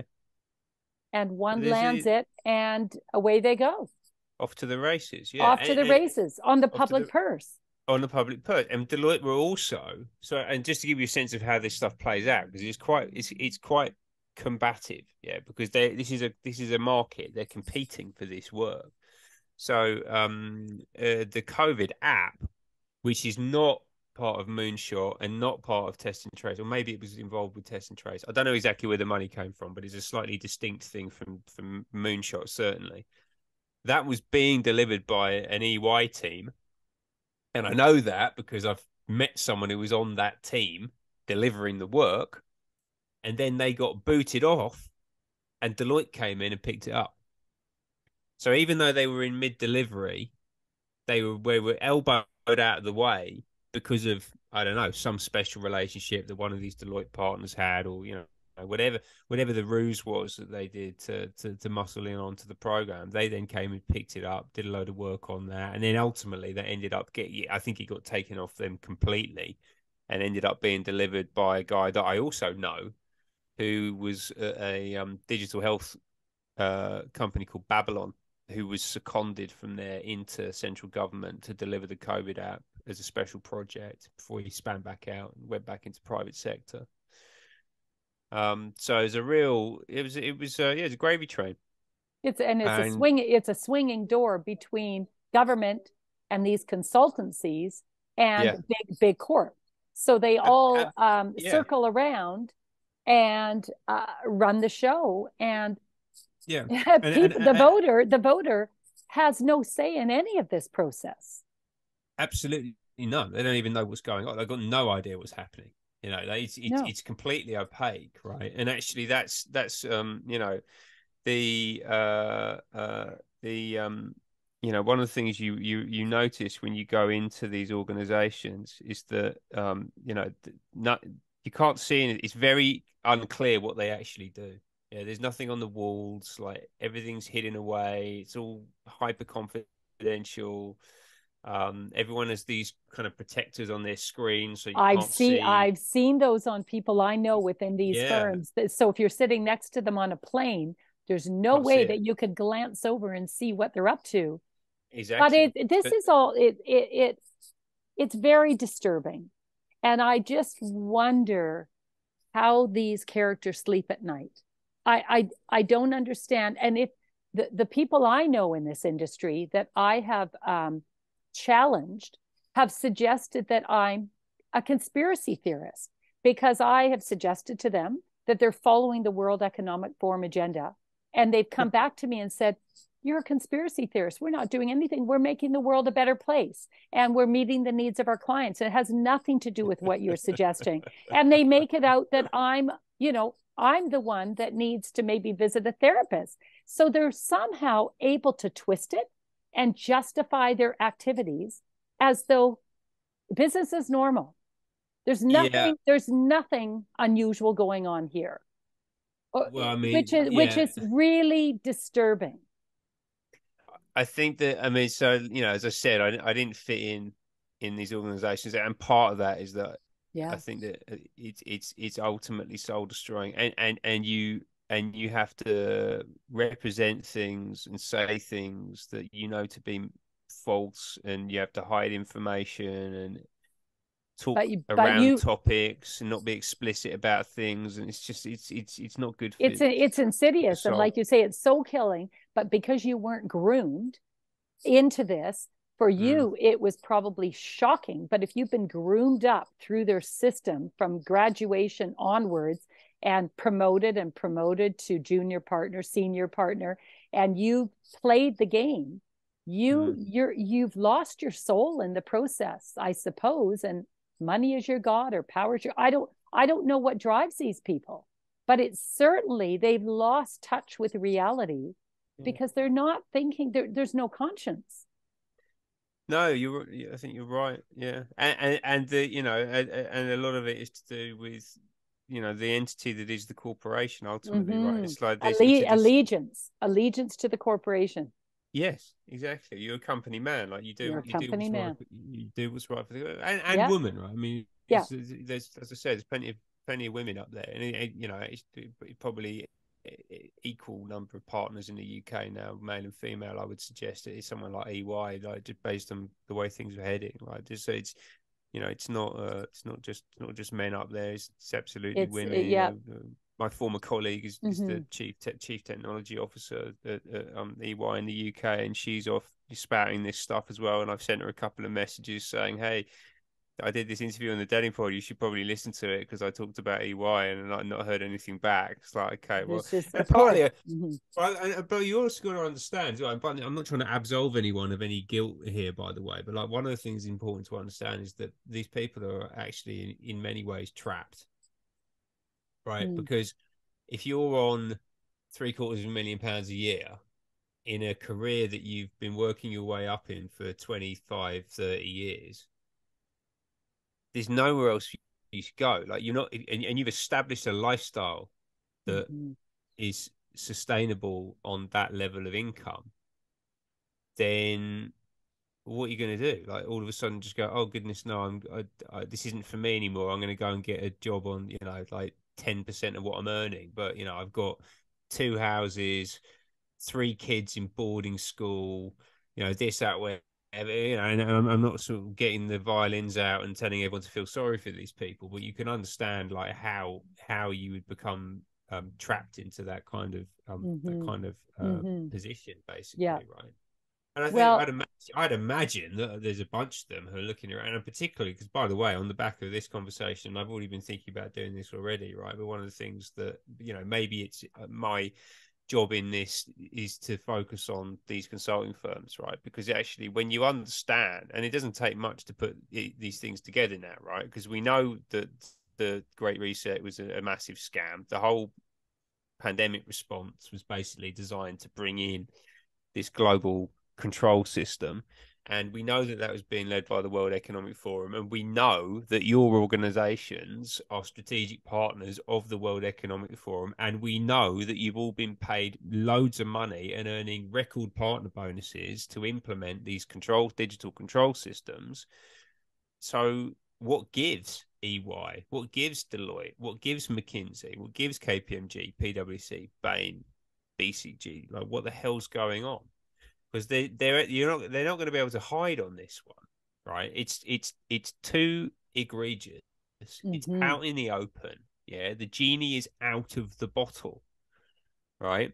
And there's plenty of people, whether it's me or anyone else, yeah, there's plenty of people looking at this situation now who know enough about it and are not intimidated by these organizations. Mm-hmm. I think it's a big Mm-hmm. part of it because people, there's a lot of deference, there's a lot of oh, they're like the great and the good and the betters, and they're above us, and they get to make the decisions and call the shots and all that kind of stuff. It was like, no, like I worked with people. One of the guys that was at EY, he was a former top McKinsey partner, and he'd been like a big deal in private equity, and he was a proper old school sort of financial services partner, like type chap, braces and real fat cat, yeah, literally. Like and but he wasn't particularly impressive.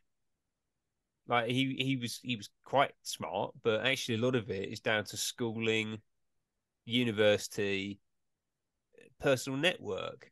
You know, so in some sense they're born into these elite professions as much as anything. And it doesn't make them better or more intelligent or anything else. It just makes them, you know, they kind of lucked out. They're better positioned. They were willing to do the things required to maintain the status quo and carve out their own little space in the establishment. And you know, that's what got them where they are. But they're not, you know, intellectually superior. They're certainly not ethically or morally superior. They're quite the opposite. Quite the So you're an insider. So if you confront these people, they can't call you an idiot because you're working with their toolbox, right? I know exactly what they've done. Yeah, you know exactly. You're speaking their language. And yeah, I would imagine that you would be quite effective to be quite aggressively approaching these consultants and saying, listen, wake up and look at what you are doing. You are a henchman in a very evil agenda. Yeah. And acknowledge it and step out. We need people like you to step out and start talking, because if we don't, we're watching humanity go down the drain.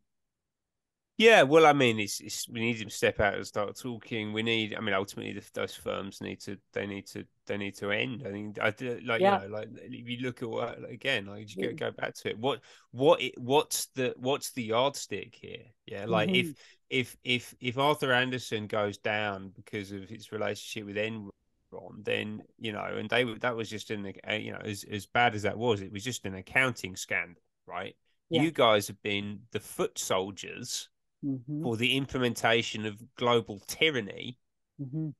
And in the process of doing that, you've killed a load of people. I mean, we're talking, you know, like the death rate in the UK is averaging 15 to 20% above average week to week. You know, every single week, another 2,500 people thereabouts die who wouldn't have died, because that's a direct result, as I see it, of the vaccination program. The vaccine, and Edward Dowd, the former BlackRock exec, has really studied the actuarial charts coming out of insurance companies, and he's showing a 45% increase in deaths in the 25 to 49-year-olds in the vaccinated group. How do you dismiss this? This is a fact, and the insurance companies are very exact in gathering data, because their life depends on it. That's what they do. So Edward Dowd, if you present that data to this cohort in the consultancy firms, they'll dismiss it because it doesn't fit. It doesn't fit the narrative that they're getting paid to deliver. I mean, it's not a dismissible thing at this point. It's not dismissible. No. It's really not, right? And that's why they're in serious trouble. And I think that it's career ending for the people at the top, potentially criminal, and everything that goes with that, but also potentially firm ending. I mean, like, why would we allow these organizations to continue to operate and exist with all the great riches and responsibility that they have access to, when there's no reforming them? They're sinister from start to finish. The whole structure of the organization is corrupted. What portion of the COVID response globally do you think was executed by these consultancy firms? Okay, so in Canada, we do know about Quebec. I'd love to know about the other provinces, because it was very draconian, the response of lockdowns and mandatory vaccination rollout, or you lose your ability to live, to work, to go into public spaces, to fly. Canada has been very draconian. I'd love to know what other provinces and what firms were involved in the execution of that. But what's your guess globally? What percentage of the COVID responses were dictated by the consultancies? I mean, it's very, very difficult to put a number on it. It's very difficult, but they were clearly okay. Let's just do it by virtue of there being, let's say, 15 of them in the strategic partnership 100 for the World Economic Forum. So let's say 15%. Maybe that's a way of doing it. You know, like but then also then they were spreading across the corporations as well. So maybe it's bigger than that. But it's really hard to Yeah, say. it's hard because it's such fuzzy Trudeau's lines. Mm-hmm. Trudeau is particularly bad. I mean, the guy's Mm-hmm. he's been making money on this, right? I mean, he's actually invested in, I believe he's invested in vaccine companies. Yeah, the nanotech. Yeah, Mm-hmm. he's been being Mm-hmm. paid every time one of these things has gone into people's Yep. arms. Like Mm-hmm. he's the really one of the worst global leaders in terms of his rhetoric about anti-vaxxers and these undesirables. I mean, Undesirable. Yeah. absolutely, absolutely detestable rhetoric and really a detestable man. Actually, I mean, And he owns the and, media. He's and even laughed about it, how he controls the CBC, which is our oh yeah, BBC yeah, equivalent. So and half of our cabinet is World Economic Forum alumni from the young leaders. yeah, So Canada's, yeah, he's it's so given hundreds of millions of dollars to the private media. He and we share a head of state as well, right? So and this is the thing that I've always found, because the two worst, maybe this is just because of what I was seeing, but the two worst countries for the lockdowns and the rhetoric were Canada and Australia. mm-hmm, You know, if you look at what Dan Andrews is doing in Melbourne, mm-hmm. like it was absolutely insane, and we're all part of this. We're all part of the Commonwealth. Yeah. You know, it's Yeah, like, it's oh, they've okay, got not the prisons, but the detention centers set up in Australia where people were sent. It was almost like prison, and it was like prison. the Yeah, police were attacking innocent people sitting in parks having a coffee, yeah. and they were, well, even in the UK, I thought it was fascinating that you were given a 5 mile radius that you could not travel outside of. That whole I mean, lockdown concept to me yeah, is a prison term. It's well, it is a prison term. It is literally a prison term. It's what you do when you need to move prisoners around. You lock yes. everyone down so you can go in and get them without having to worry about being molested by the rest of the population. Like it's literally what it is. And but then when you understand that Serco, which is controlled by the British royal family, yeah, was responsible for a lot of the pandemic response in this country, a lot of the pandemic response in Australia, who also run the deportation system, who also run the prison system in the UK. You know, like you can see, essentially they're operating on the same principles, the same it's platform, a lot of the same technology. Even, yeah, it's like yes, this is what we're doing in the prisons. Well, we'll just apply that to the general population now. Okay, cool, and we'll pay the same people to do it. and will spit out false data like Neil Ferguson, who's known to be about tenfold off in every prediction he's ever made. And Yeah, Niels Ferguson and Imperial College put out the modeling as to how many people are going to die.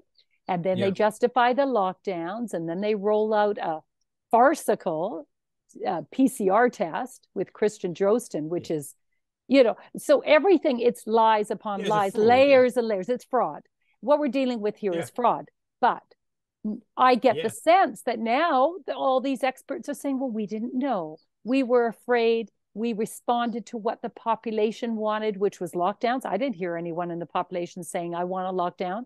But now they're all justifying their actions as though this was a normal course of events. And then you Yeah, find out the infection fatality rate is exactly the same as the seasonal flu, as yeah, Johnny Ioannidis at Stanford said in the early days, but no one yeah. listened to him. So No, the fraud is what gets me, but I feel as though heads should roll. And yet, literally.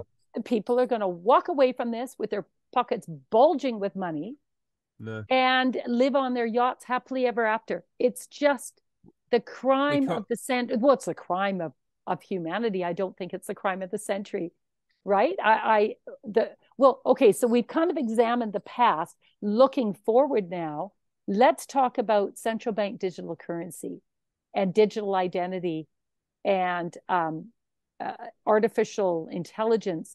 Where do you see, because these same parties, these same criminals are very engaged in this process of moving us towards a very dystopic reality. What are your thoughts in terms of where we're headed and what they have up their sleeve next? Yeah, well, I mean, we know what they want, right? They want everyone on their digital control system, and the Mhm. currency is a big part of that, because if they can control your access to money, and they can program the money to make it do things that normal money won't do. So, like, they can take taxes directly from your account, they can take fines directly from your account, they can put an expiration date on your money so that you have to spend it by a certain time, like put negative interest rates on things so that it makes incentivizes you to spend it rather than hold on to it. Geolocate you so that you can only spend your money within a certain radius of where you live, which will make the kind of 15-minute city thing that they're trying to bring in very real. Like, if you aren't able to exist outside of your 15-minute city, then they don't even have to put walls around it or fences up. Like, you just won't be able to go anywhere. Yeah, like, and that's where all of this stuff is coalescing on. That's where it's headed towards. Um, and they are working with the consulting firms to implement a lot of this today, right? I've been on video conferences with people from IBM talking about it as if it's a done deal, by the way. So it's like there's no question in their mind Mhm. as to the fact that this is going to be implemented, and they're all Mhm. rubbing their hands about how much more money they're going to be able to make because of all of the efficiencies that will be introduced into the system, and all the new tricks that they're going to be able to perform with the additional capabilities that this stuff brings. And I've got it under. I mean, this is off the edge of the map stuff, right? And Mhm. I'm not going to mention the names of any companies because I don't want to get accused of. Well, I don't want to end up in court, if I'm being completely honest with you. But I've had a couple of conversations with a guy that is big in the crypto space, who's doing his own investigative journalism alongside a bunch of other people, and they've basically been tracking large payments from, let's just say, central bankers to run prototype or proof of concept experiments using central bank digital currency technology, with chunks of money that has been paid out to the consulting firms then being paid back in bribes to the officials. And they've actually got evidence of this happening. Yeah, so the central bankers are using the consultancies to implement the technology as well as a way to launder money to bribe them. Oh my Right? It's goodness. Oh right. my goodness. This is, Yeah. And I can't get any more specific than that. Not yeah. least because that's been given to me by someone who's doing the investigating at the moment. But I would not surprise me one bit. And it's the same firms, but I haven't heard I haven't heard all of them. I've heard of one or two. Actually, no, I haven't. I've got them written down here. I'm not going to read it out, but Yeah. um, some of the ones, one or two of the ones we've talked about, and then there's three others that we haven't talked about. Yeah, so there's So this is widespread. This it's is, widespread. it's not a It's widespread. one-off. This is the way they maneuver. Yeah, It, it appears to be systemic. Yeah, and that's just another example of how this is the consultancies are helping to play this whole thing out, basically. so this is where they're Um, pushing us right into a dystopic social credit system, exactly like China. yeah, it's based on the Chinese platform, and and Mhm. and and Schwab has been very vocal about that fact. He's basically said, yeah, the Chinese system is the right system, and it's the best one, and it's the one that gives the most control. And you said that on the record, like that's absolutely the case. And what a lot of people don't seem to understand, unfortunately, is that system is completely, totally, and utterly incompatible with the Western system. Yeah. Right? Like, we don't operate like that. You do not get to have that much knowledge about and control over my life, Mr. Government. Like, you just don't. Piss off. Yeah. And luckily, we are in a scenario where they've failed. So they tried to bring this thing in, they failed. They'll try to bring the CBDC in. They'll probably implement it, right? But the problem they've got, the really big problem that they've got is adherence to it. So why am I going to use your digital currency when there are a myriad of other options available to me to use? Yeah. Because your digital currency is no different to, I mean, really, in fact, it's worse for me as a consumer, as a user of money. The system that you're proposing to bring in is significantly worse than, I don't know, XRP or like any of Yeah. these other digital currencies. Mm-hmm. The only barrier is adoption, right? So if we can, and this is one of the things that I'm pushing for at the moment, and I don't exactly know what the answer is, right? But basically, a big solution to this, and one of the most comprehensive and powerful ways that we can fight back, is by enabling transactions in non-central bank digital currencies across the entire supply chain. The reason that money is useful is that you can go in and exchange it anywhere, right, for anything. Yeah, but you have to be able to, the person that you're transacting with has to be able to accept it as payment. Yeah.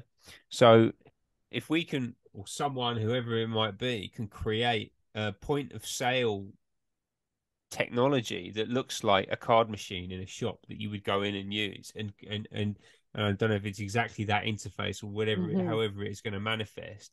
You know, that might be difficult to do in the short term, right? It might be that it has to be off the phone, and maybe it's phone to phone or something. But we need a way of transacting across the whole economic system, particularly the really important bits, right? Like the food supply chain. Yeah. Yeah.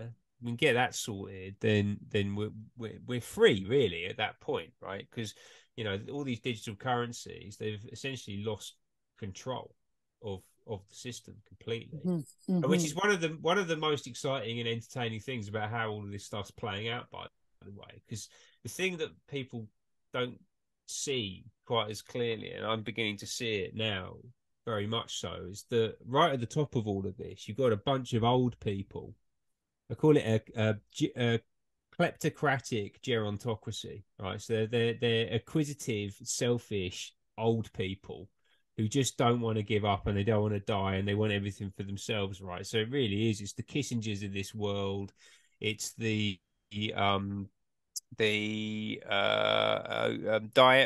it Dianne Feinstein, the senator who just got wheeled into the senator for California, right? She just got wheeled into the Senate yesterday, like looking like she was basically a cadaver, right? I mean, it's literally like you're in your late 80s, you can't walk, like you're corrupt as sin. Like, why are you representing the country? And right, and the thing is, up and it's the Pelosi's and it's the Bidens and it's those people. That generation, they're all in the late 70s, 80s. The guys behind BlackRock, the guys behind the Carlyle Group, they're all up there in that category, yeah. And the thing about them is that they're older and they didn't grow up with the internet, and in many ways they don't understand it. It's that kind of like boomer thing, like they don't get it. They probably didn't even, a bunch of them, they probably don't even know how to send emails because they don't need to, because there's people around them to do that for them, right? They never had to. They're from the era when they would dictate a letter to their secretary, and then that would be typed up and passed on, and they wouldn't even have to lift a finger, And they created, depending on your view on what the internet is, but there's a lot of people who say that it's actually part of the kind of control system, and that's why it was created. And then the great irony of that is that they created it as the control system that was going to be used to subjugate us. And Klaus Schwab talks about digitization, right? They're very focused on digital technology and keeping us on these technologies. So there's obviously some truth to it. But the irony is that tool that they created to subjugate us is actually one of the things that ultimately is set us free, because it's allowed us to, first of all, access information in a way that is unprecedented. Yeah, it's allowed us to broadcast information and become media in our own right in a way that they never thought was going to happen, right? And they have completely lost control of that.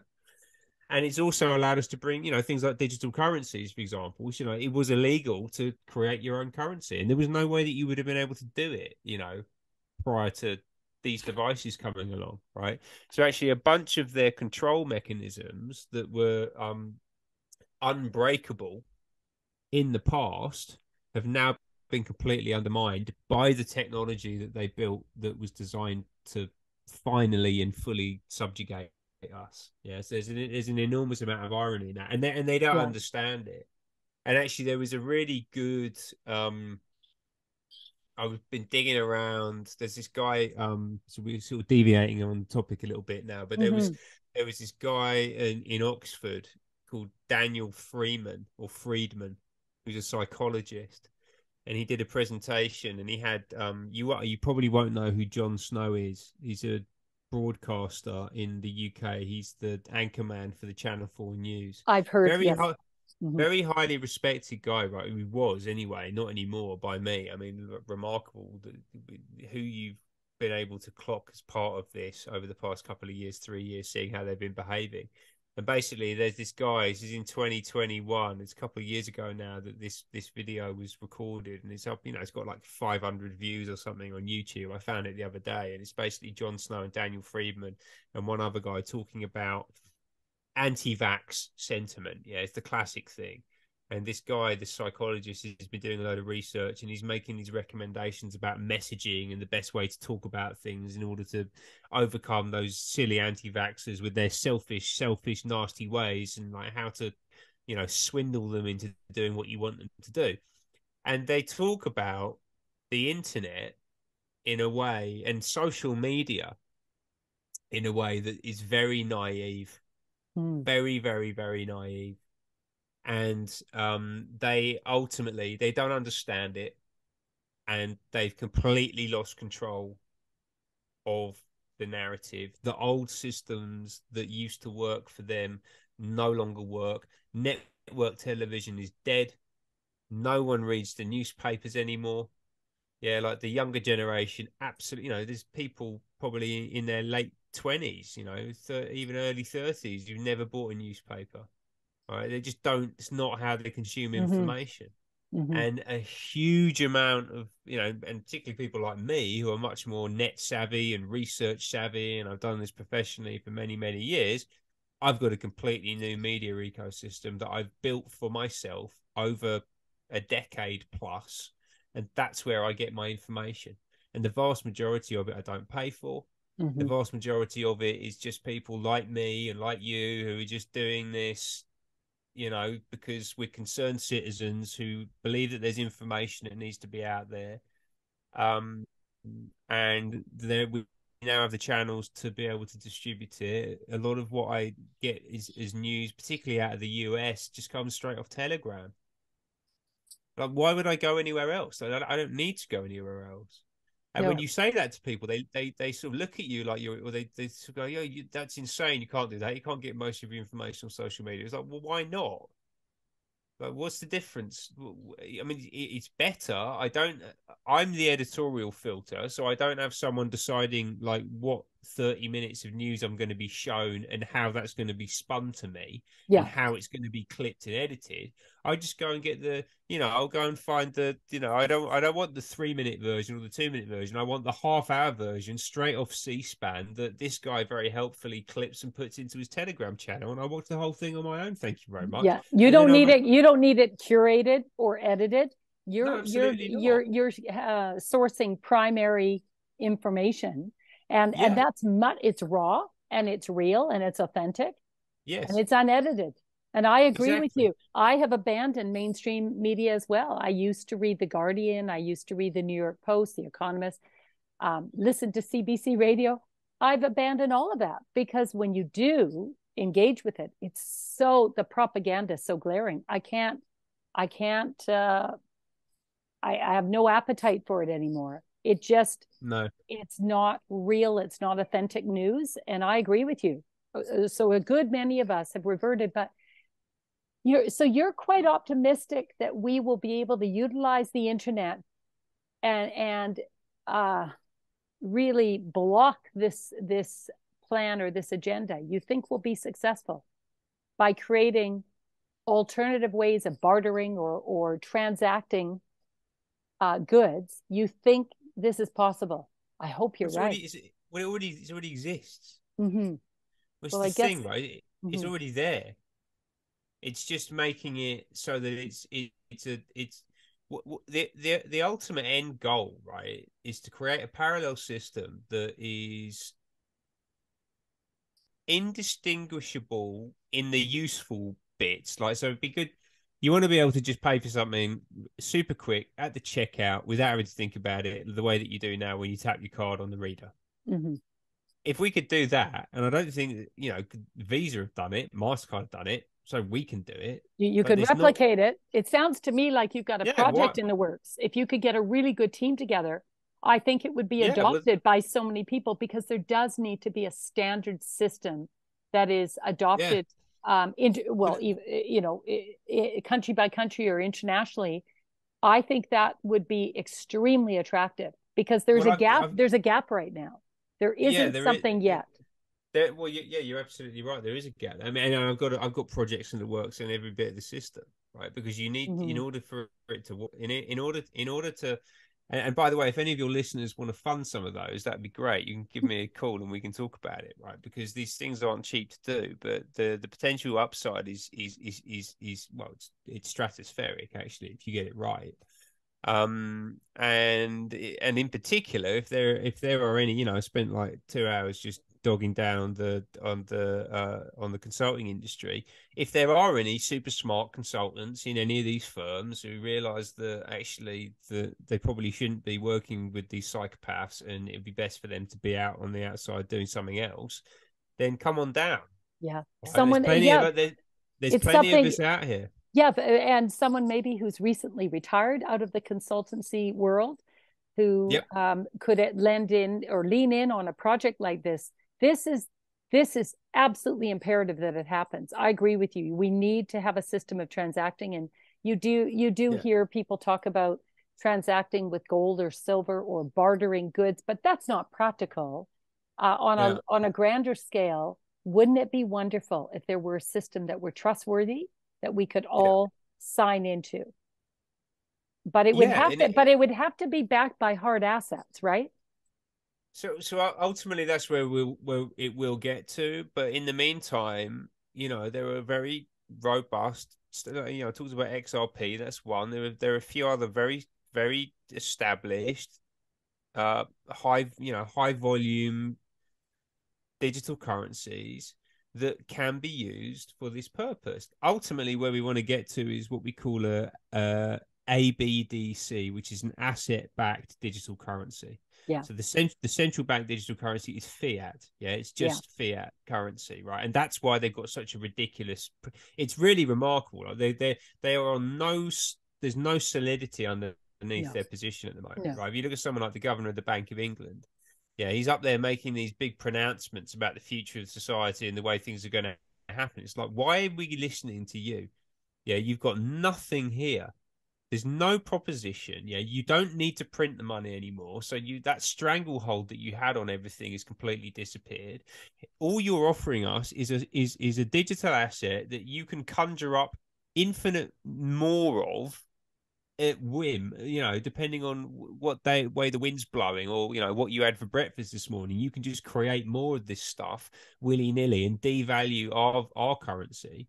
Well, why don't we just get rid of you? Why is the central banker in the middle there? What are they doing? Other than manipulating the system Yes, against us. but we see That's that. it. But do you Yeah. find, I would say the vast majority of Canadians don't see this. So in Canada right now, they're doing a poll to ask Canadians what their thoughts are on a new central bank digital currency, as though they're searching for feedback or trying to solicit feedback. But in reality, we know they don't care about what we think about it. They're going to roll it out. And I worry that the vast, majority of Canadians will adopt it because all of a sudden they will tie our pensions to it because the pensions are bust. So they'll tie the pensions to it. So every pensioner is going to sign into the system. And then they'll tie probably your registered accounts. They'll tie that to it. So I can see how they're going to rope people in, or 50% of Canadians that work for the government. Well, all of those people are going to get pulled into the central bank digital currency. So they're holding Canadians. They've got Wow. control already of the people. So when they implement this, I think the vast majority of Canadians will be suckered in because so Well, many are vulnerable to the government already. They're on their payroll, or now they've just declared that to pay taxes in Canada, you have to pay them digitally. You're not allowed to pay by tax or go to the bank and pay with cash. You have to pay digitally. So they're forcing us to adopt this central bank digital currency, which is on the, on the precipice of being rolled out. yeah. So I think it's, I feel for the Canadians. I think yeah. part of the problem for the Canadians, the same with the Australians as well, right? Is that it's a relatively small population in a Mm-hmm. vast country. Yes. So actually, your ability to coalesce into like a fighting unit to Very push back difficult. against this obvious overreach by a narcissistic psychopath, which is Trudeau, and whatever her name is, the Nazi woman Oh, yes, yes. who's number two, Krista Freeland, Justine who, Freeland. oh, Yeah, yeah, hers. Krista Freeland, who actually, incidentally, has strong ties to the World Economic Forum and the UN. Yes, of Yeah. course. So she's Agenda Right. 2030 all the way. And, and actually quite a history, apparently. Now, I have to be careful what I say because now in Canada, they just passed Bill C-11, which is a censorship law. You're not allowed to Yeah. criticize the government. You're not allowed to criticize anyone, or you could land Right. yourself in prison or It's a be hate fined. crime now. So Yeah. this is the direction our country's going. It's extremely disheartening, but I like your idea, and I agree. This ABCD idea, I think, is brilliant. Yeah. I hope But that you're it able already to get it but it out already there exists. quickly. No, but it Well, already it does, exists. but we need a standardization that everyone in the world or in North Yeah. America or Europe, we all agree, okay, we're going to go with this system. Exactly. And there's That's no all it back is. door. And there's no back It, door because there's a trust issue. it absolutely is a trust issue. So Yeah. I mean, but that, but uh, that's central banking. Look, I haven't got. I don't know. Um, well, I mean, Fort Knox used to have supposedly used to hold all of the gold, right? And the Bank of exactly. England, used to have all the gold in there, and you could go Yes. in and you could touch it, and it actually existed. But Yeah. Gordon Brown sold it all off at a massively reduced rate to his mates in the city. There's a whole bunch of things that have been done to steal the wealth of the nation, right? Mm-hmm. Mm-hmm. Ultimately, we need to find a way of getting that back. I think one of them, I mean, particularly if I look at what's happening in London, as centre of the global financial system, one of the things that we need to be looking at doing, and again, this is how that like left-wing politicians in the UK are not serious, is that they never ever talk about tax havens.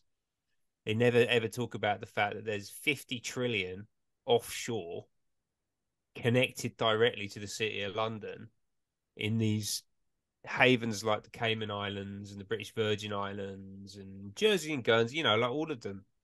Why are we not talking about closing those? Let's get rid of those loopholes. Let's Well, repatriate that. those are the loopholes for the elite. Absolutely. So, Well, no one else is using them. No one else knows. If I live on a council estate in East London, I don't know what blind trust is. Like that's not. It doesn't figure.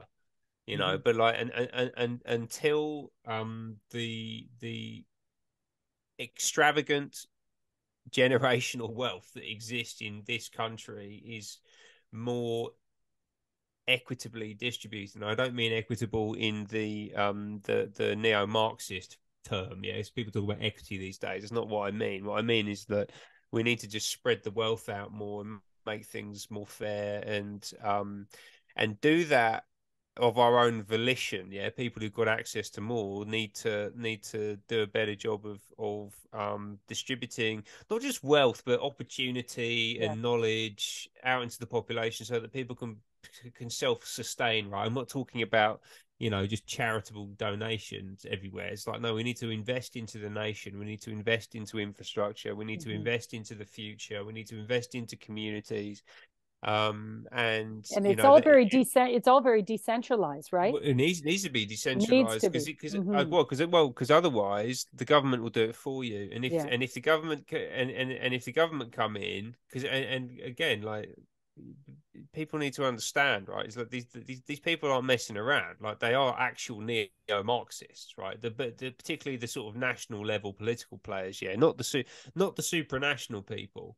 Yeah, like they just using Marxism as a way to subjugate everybody else. But like the local operating level, there are people who are literally Marxists, and they're not coming after your income. They don't want to just increase taxes a little bit. They want your assets, and they probably want your head on a spike. Yeah, depending on exactly how far up that capitalist hierarchy you are, right? And if that startles you a little bit, good, because it should do, yeah, because that's actually what they're thinking about, right? Um, and so you know we've got to get ahead of that. And as a nation, I thought, you know, I've talked about this a bit recently with other people. Like, as the English, we've got to sort it out. So otherwise, it will be sorted out for us, and the people Yeah. doing the sorting out for us are not going to have our best interests at heart No. at all. They're just interested in power Yeah. and revenge, Power, and you know, greed, control. yeah, Yeah. quite. Yeah. And so it sounds as though you're optimistic, but we clearly are at war. Would you say, or is Yeah, this war? absolutely. Yeah, this is war. Yeah, absolutely, this is a war. And But I've been at war the since but the irony is, a good portion of the population doesn't see that we're in a war. they've got no, a bunch of them have got no idea No. actually, and it's remarkable. But it's yeah, we've been at war for over 3 Yeah. years now. Yeah. I would say And at the beginning of COVID, that was the beginning. yeah, that was absolutely. That was an act of war. It's the only way to read it. Yeah. Globalist infiltration of the institutions. Yeah. And the brutal subjugation of the population. I mean, it's just completely unprecedented. Like, Yeah. and you know, I am optimistic. I'm optimistic because, well, they failed, right? So that it's not, but you know, like why would you want to hatch a scheme like that in the first place? I don't know. But then also, the idea that you were going to be able to pull it off was just so arrogant Mm-hmm. that it's actually hilarious how badly you did, right? Just to see, you know, I would have loved to have been a fly on the wall in some of those rooms, you know, with Klaus Schwab and Bill Gates and a bunch of those other characters when they actually realized like how screwed they were and the kind of climb down that they would have had to have been made from their egos for like Can you imagine? realizing Wouldn't you love to be a fly on the wall? And I often wonder the yeah conversations surrounding, especially the developing world, because I look at a continent like Africa, where only 4 or 5% of people succumb to the vaccine, and they yeah know what Bill and Melinda Gates Foundation are up to. They know what happened in Kenya with 1 million people being sterilized under the guise of yep a polio vaccine or something. So yep it's so interesting to me that the developing world has been much more savvy, much more intuitive, and they have not put up with this nonsense. Even though they killed 5 presidents in different African nations, that did yep not stop the spirit of the African people, and they have snubbed the yep globalists completely. And yeah they I, have. yeah, yeah. So They it's have, and they see it as an extension of the American empire as well. So it's you yeah. know that's which is kind of what it is. And you know there was a guy I can't remember what country he was from. He was talking very pointedly recently about you know the fact that he liked Putin, and you know Putin could come to his country and he wouldn't arrest him. We'd pick him up from the airport and drive him around if he wants. Like he's fine.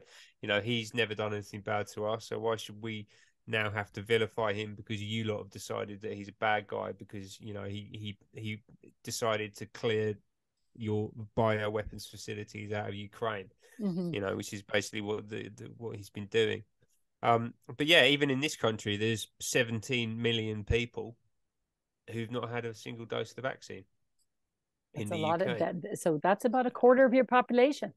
It's a lot of That's people, a lot of people. and you can build back on that real quick. This is Yeah. why I'm not concerned. But basically, you know, so the way I say it, the way I describe it is it's all over by the shouting. There's going to be a lot of shouting because there's a lot of people who are very invested in their view of how this whole thing's played out, who are going to have to, well, actually, what they're going to experience is ego death. It will be a death for them in a way, and some Yeah. of them it will be a literal death. Like A they literal, won't. yeah. I think that their heads are going to pop. Like they won't be able to take it. But there will be a bunch of people who will, you know, it will be ego death. Like it's like, well, this is my, I am smart. I know what's going on.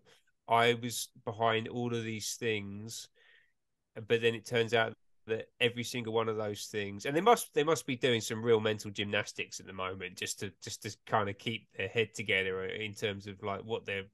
And it's one of the reasons I think why they jump from topic to topic so much, because it's like I can't think we can't talk about COVID now because Ukraine's important. It's like, yeah, but you do remember the last 2 years when you were saying all this stuff, and then it turned out that all that stuff was not true, and we were telling you that the whole way through, and you said that we were idiots and like we hated humanity and we were trying to kill everyone, but actually we were right. Like you can't have failed to notice that, right? And they're still desperately trying to Yeah. avoid having to deal with Exactly. it. Well, don't you find that most of these people who are embedded in this agenda, they don't want to have any conversation. They will not, they won't engage. They won't discuss it. They won't debate, argue, nothing. There's just a silence, as though if they ignore it, it will go away. Yeah, yeah, yeah, I think, yeah, the time's running out on that front. Like you can't ignore it. I think, well, look, basically where I'm at is that people they need an out. So what I'm more interested, you know, I'm still rooting out corruption, right? Because there's plenty of it around, and like I think that it has to be documented and it has to be discussed. So that's why I've got these two projects that I'm working on at the minute. One of them's called Rise, which is riseuk.substack.com, Mm-hmm. and that's like going through the guts of the corruption in healthcare, the banking system, a lot of the stuff that we talked about today, the culture war that we've been living through, all of this like hard left identitarian appalling politics that's been coming out of the media and out of the education system, like the, you know, soup to nuts, all of that stuff needs to be looked at, Mm-hmm. right, in order for us to understand it, in order for us to constructively move on from this appalling chapter in human history, right? But then also there are a bunch of people who, as much as I would like them to be involved in that conversation, they aren't going to be. They're not going to have it for whatever reason, you know, because their ego won't allow them, or because it's too heinous and awful for them to contemplate, you know, or a combination of those two things. So then the other project I'm working on is called Pattern. That's pattern18.substack.com, and that's about building out. And actually, Okay. I think I have, you know, I've been mainly focused on the Rise project, and that was what kicked off with the Delingpod interview and this conversation and a bunch of Mm-hmm. the other conversations that I've had that are like this over the past few weeks. And I've got a few more coming up, and I'll continue to hammer that because it's important. I'm actually starting a live stream every Sunday this week, and you know, I'm going to step things up on that front. But then also, I think that the most important thing is to give people like a positive, optimistic opportunity to build out and to do something that is an antidote to all of this stuff. Yeah. And that's what I, the I'm Pattern I'm Project really is. happy to hear that. So the rise is more of an exposing the darkness, exposing the evil and the Yes. corruption. And pattern 18 is more of a solutions based, Yeah. proactive. I'm really happy to hear that you're involved in that, because we need very, very clever, focused people like you to build our new reality, to build the parallel society, because there's so many of us that will not opt in. We won't opt in to this sinister platter that they're laying out for us and saying, okay, this is the future. No, it's not my future. That's not my future. I will not play this game. I think there's Yep. enough of us. So the fact that you were maybe working on some solutions is very comforting to know. And hopefully more people step forward and focus on the solutions, because so many people are involved in exposing the evil and the darkness, but not as many people are involved in solutions. And we need And I smart think that people. Well, that is actually this. It is the route out of this, right? Yeah, Because yeah, there's I speak to my friends about this stuff, and I think there's a bunch of people who who that I know that were uh extraordinarily dismissive of what I was saying, and have now realised actually I was right on most of it. Who don't actually want, they cannot bring themselves to say it. Yeah, and regardless, whatever the case is to that, they need to be given something positive to look at. yeah, And I yeah. think part of it is that it's too horrible to countenance. They don't want to actually have to deal with it intellectually. Like No, no. the level of it is evil. You're dealing with evil. um, so the pattern project is, yeah, let's build out of this, and let's come at it in a at a systemic level, right? So you Yeah, actually have to go through. I mean, the obvious place to start is healthcare, yeah, because the health system is one of the primary channels that they've been using to attack us and to control us. So and there's loads happening in healthcare at the moment, which is really exciting, and I Okay, encourage people to go. tell me the exciting bits happening in healthcare. Where do you see Yeah, so some hope, or what's the future? so the most developed manifesto that I've read that I think is exceptionally good, which is by a lady. Well, it's from an organization actually. So there's an organization called the World Council for Health. Yes, Tess Lawrie then. Tess Lawrie, I exactly. love Yeah, her. Yes, and I think the World yeah, Council of Health, they actually have a meeting coming up they beginning of do. June in Bath. Exactly. Yeah. They absolutely they do. Hmm. Yes, and then from last year, they basically developed a set of principles focused on reclaiming and rebuilding science, managing the consequences of COVID-19, creating a world in which people thrive, restoring journalistic intelligence and media credibility, developing laws and a legal system that serves human rights, and a whole bunch of other things, right? And basically, they've set out a strategic perspective of what the issues are and what the actions that need to be taken are in order to address those issues in a whole bunch of areas, primarily focused on media and healthcare.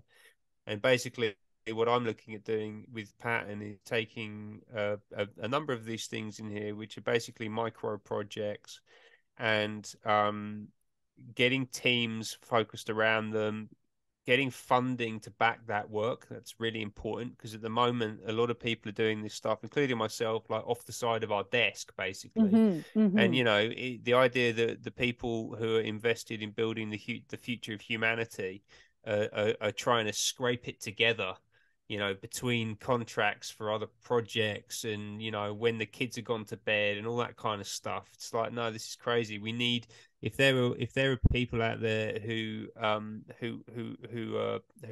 back humanity, who back the West, who want a positive future for Western civilization, and by extension of that, the whole global population, right? Because if the West is healthy, then everyone else is healthy, and if the West, and just for a whole bunch of reasons, not because Hmm. we're the most important or anything like that, but like, you want your neighbor to be doing well. Yeah, my prosperity is not your is doesn't prevent your prosperity, right? We rise together if we do Yes. this properly. Yeah, because we're not the old colonial powers. They're all fading away. They're the people that have tried to implement this global system that Yeah. we're all pushing back against. Yeah, we're here for humanity. We're Yeah. here for decentralization. We're here for empowering the people. We're here for truth, justice, transparency, all that kind of stuff. Decorporatization, and we need people who of means who are willing to back that, Yeah. and not back it necessarily. This is a commercial conversation as much as anything else, right? I Hmm. think, and one of the great strengths of the Western system is the capitalist system, right? The idea that we do invest in creating wealth. I think that's a good Yeah. thing. Yeah, that's Yes. how we prosper and how civilizations advance. A lot of it is to do with the creation of wealth. It's how you Yeah. incentivize people, how they establish themselves in the world, right? Hmm. So this idea that money is fundamentally evil is crazy. One of the things I'm particularly looking at and interested in is innovation in advanced technology, and particularly the what will ultimately be the massive diversification of the device ecosystem in particular, because when it becomes apparent that Apple, for example, one of the main perpetrators of this agenda that they've been trying to implement. Yeah, and actually, I mean, you talk about ethics. We've all, I've got an Apple phone. I probably had 10 of these and multiple Apple laptops, and then you kind of realize, oh, hang on a minute. Let's go and dig into their supply chain and look at how this stuff's actually made. It's like, oh, okay, well, yeah, they are actually using forced labor in concentration camps in China. Yeah. So that's pretty screwed up. The Uyghurs, it's yeah, exactly. so the Uyghur hypocritical. Muslims. They Right. don't talk about it. Mm-hmm. Right. Mm-hmm. And we know this. Mm-hmm. And it's just okay, well, why? That's ripe for disruption. Let's get rid of the let's completely transform it. Let's transform advanced tech.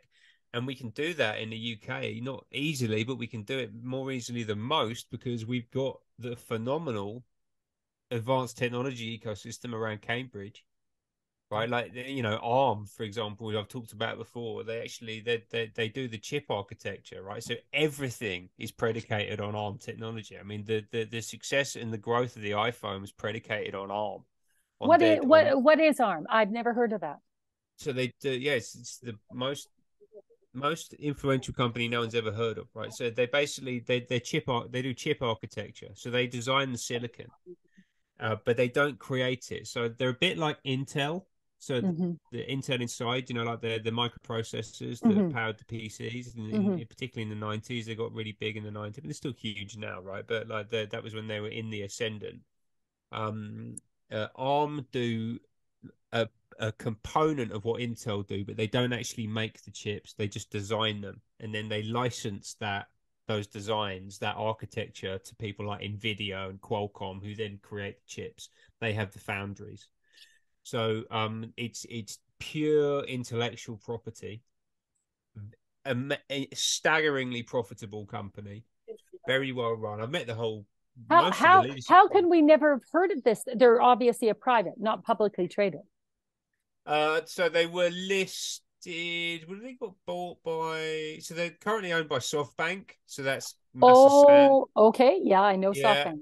Yeah. So they're owned by the Vision Fund, Vision Fund 1, or I think it's number 1. Maybe no, it's not number 2 because that's more recent. So they've owned it for a while, and they're currently pumping it up for an IPO. So ridiculously, they're going to IPO in New York, and no one in British politics seems to have noticed this or care. I mean, it's remarkable, right? It's like it's like the primary national asset that we have. It's up there with Rolls-Royce, right? I mean, it's like it's on that level. Yeah, it's the prestige, the amount of money that's made, the global influence, and you're just going to allow them to list in New York and take a strategic asset that the nation should be protecting and capitalizing on, and you're just going to let them flog it to the highest bidder in the American market. They're not even going to list it in London.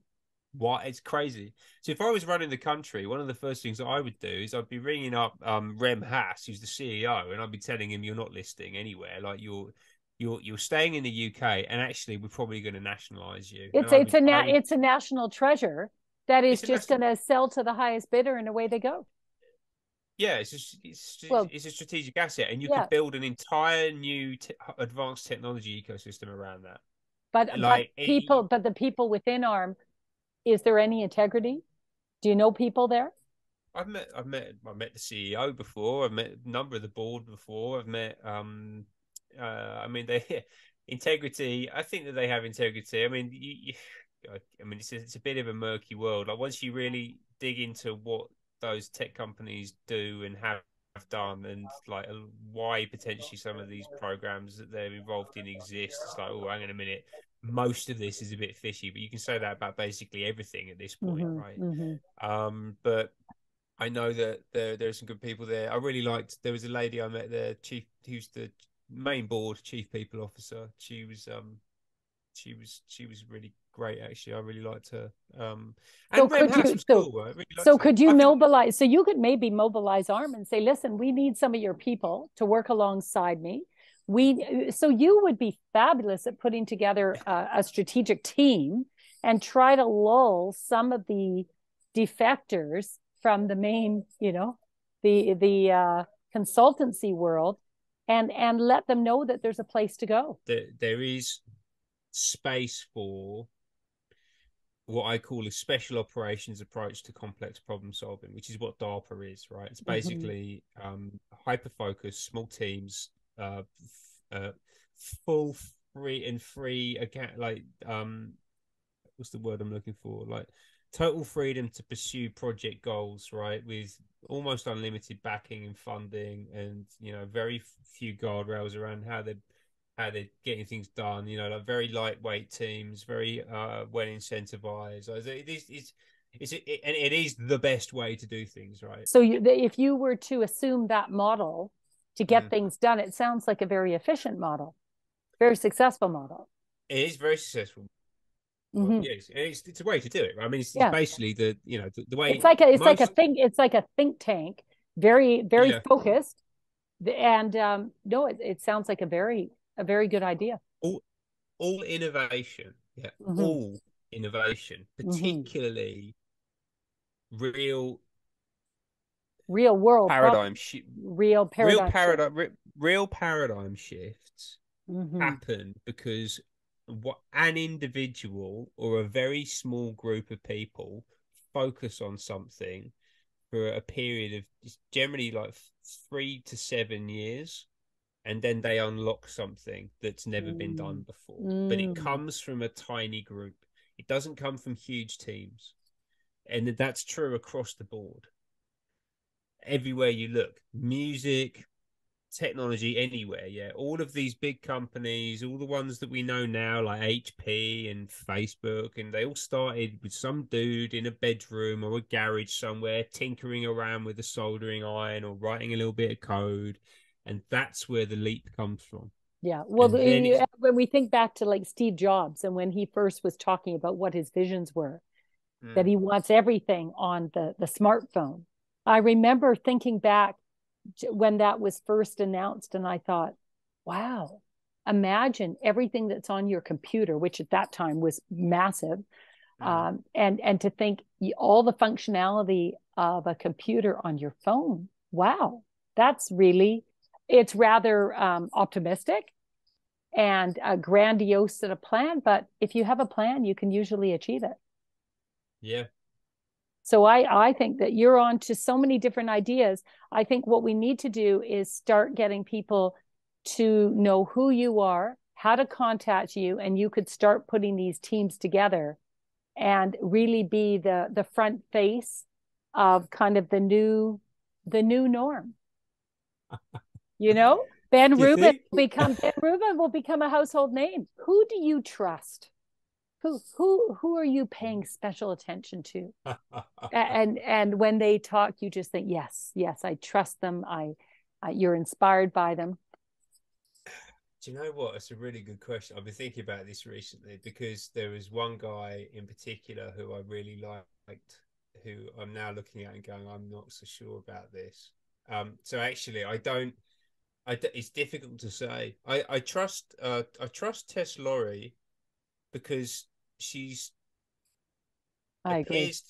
Because she's way out ahead of a lot of other people, and she's done a really great thing, and she's come at it in a systemic way. And I read through the Better Way charter, which is on the World Council for Health.org website, and I don't disagree with a single thing that it said. I read it last week as well, and I agree. I read through it, and I thought this is a perfect what do you call kind of the corporate, not mantra, but I think it's wonderful. It's a strategy. It's a strategy. It's a strategy. Let's look at what's going on. What are the issues? How do we address them? And it's very prescriptive. It's not like it's not you must do it in exactly this way. It's just like these are things we should be doing. And you read it and you go, okay, well, you put it out into public domain. You're not trying to control the city. So I trust. It's very decentralized. So you know what? I'm going to let you go. But before I do let you go, can you share with me how people can contact you? How can people follow you, support you? Great. Thank you. So the two places that I'm hanging out the most at the minute, because I've got a load of links that I could describe to you, but it's probably easier just to direct you to Rise UK, RISE UK Okay. .substack.com. Okay. So, And if you go into that, and then on any of the posts on that page, there's a whole load of other links at the bottom of the post. So that's where you can find my Twitter and my Instagram and my Telegram link and all that kind of stuff. okay. Um, I encourage people to, assuming that they like what I'm doing on there, to subscribe. That's a really good way to support what I'm doing, is subscribing through Substack. There's also a buy me a coffee link on there as well. Okay. Um, and similarly, as I mentioned before, of doing the Rise project, which is much more about fighting corruption and unifying people, understanding what's going on, and but doing it like in quite a pugilistic way, like in your face, because that's the way to do it, right? But the second project that I'm doing is Pattern 18, PATTERN 18.substack.com, and that's Okay. much more about building out. And I'm keeping those things separate because I Yeah. want the building out thing to be a positive, unifying, Hmm. free from all of the controversy and the nastiness, so that people can just go, okay, here's a brave new world, and we're just going to forget about all that awful stuff that was Hmm. happening, even though I'm still involved in it and is over there, and you can come and look at it if you want to. This place is where we're going to do the new stuff. And that's currently free. And what I'm doing, and this is depends exactly on, but a few things that are happening even over the next couple of days. And I really like your idea about going to ARM and getting some people from there to come in and get involved in building the new system. But maybe that's Hmm. something I should go and do. Recruit them. The, Yes. yeah, but it's essential, and I've done this a lot in my career, right? So I helped, like big banks, media companies, payments companies, like establish innovation labs. Their Hmm. R&D capabilities is a big part of what I was doing. Hmm. So, but essentially, we need a freedom focused R&D lab that is experimenting a bit with technology, but more importantly, thinking about new ways to create human systems that can Mm. be scaled, and to do that in a way that isn't necessary. So it's not that it's not like a open-ended blank checkbook government program approach, right? Like, Hmm. these things should be commercially successful, and they Yeah. should be revenue generating. Yeah, Absolutely. Not but based on donation, but based on no, actual, the marketplace yeah, is a great place to be. Capitalism is good. It yes, shouldn't be a swear word. It's exactly, okay if yeah. people are making money, but Yeah. also you can make money and make the world a better place.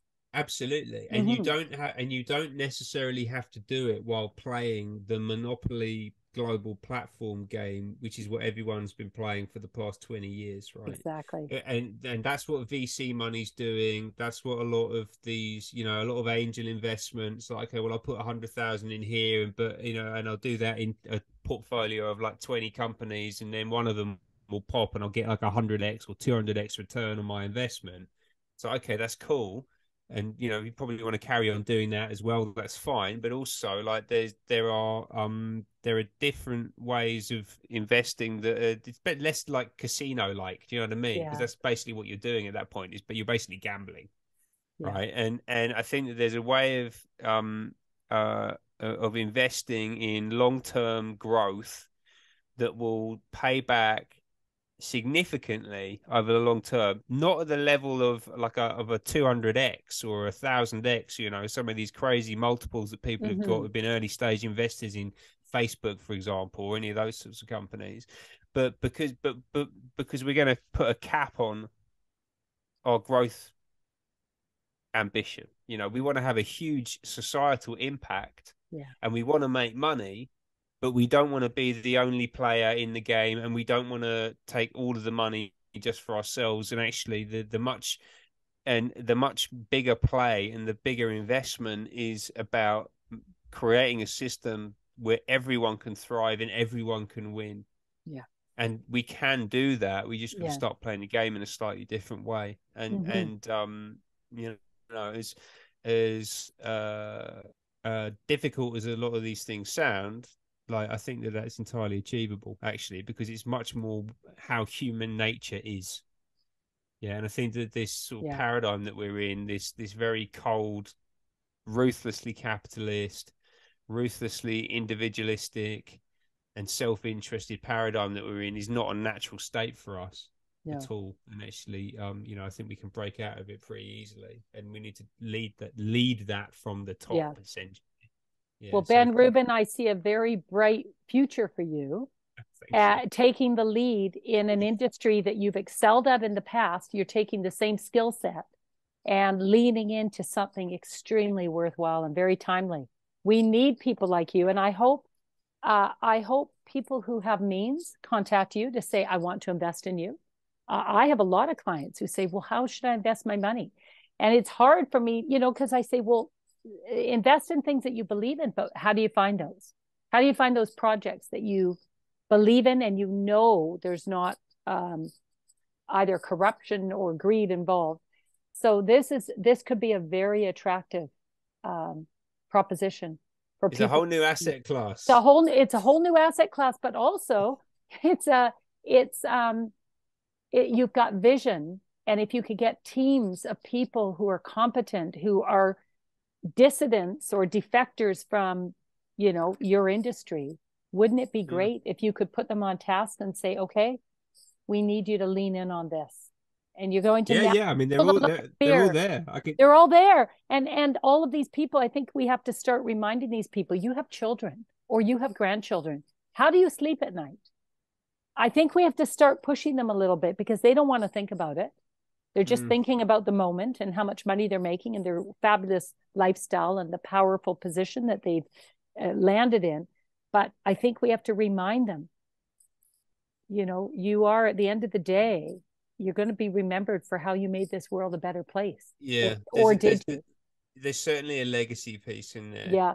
But yeah. I think the most important thing is actually, well, it's not the most important thing, but it is an important thing, right? Which is that actually behaving in a way that is systemically conscious and where you create an environment where everybody can thrive is actually in your self-interest.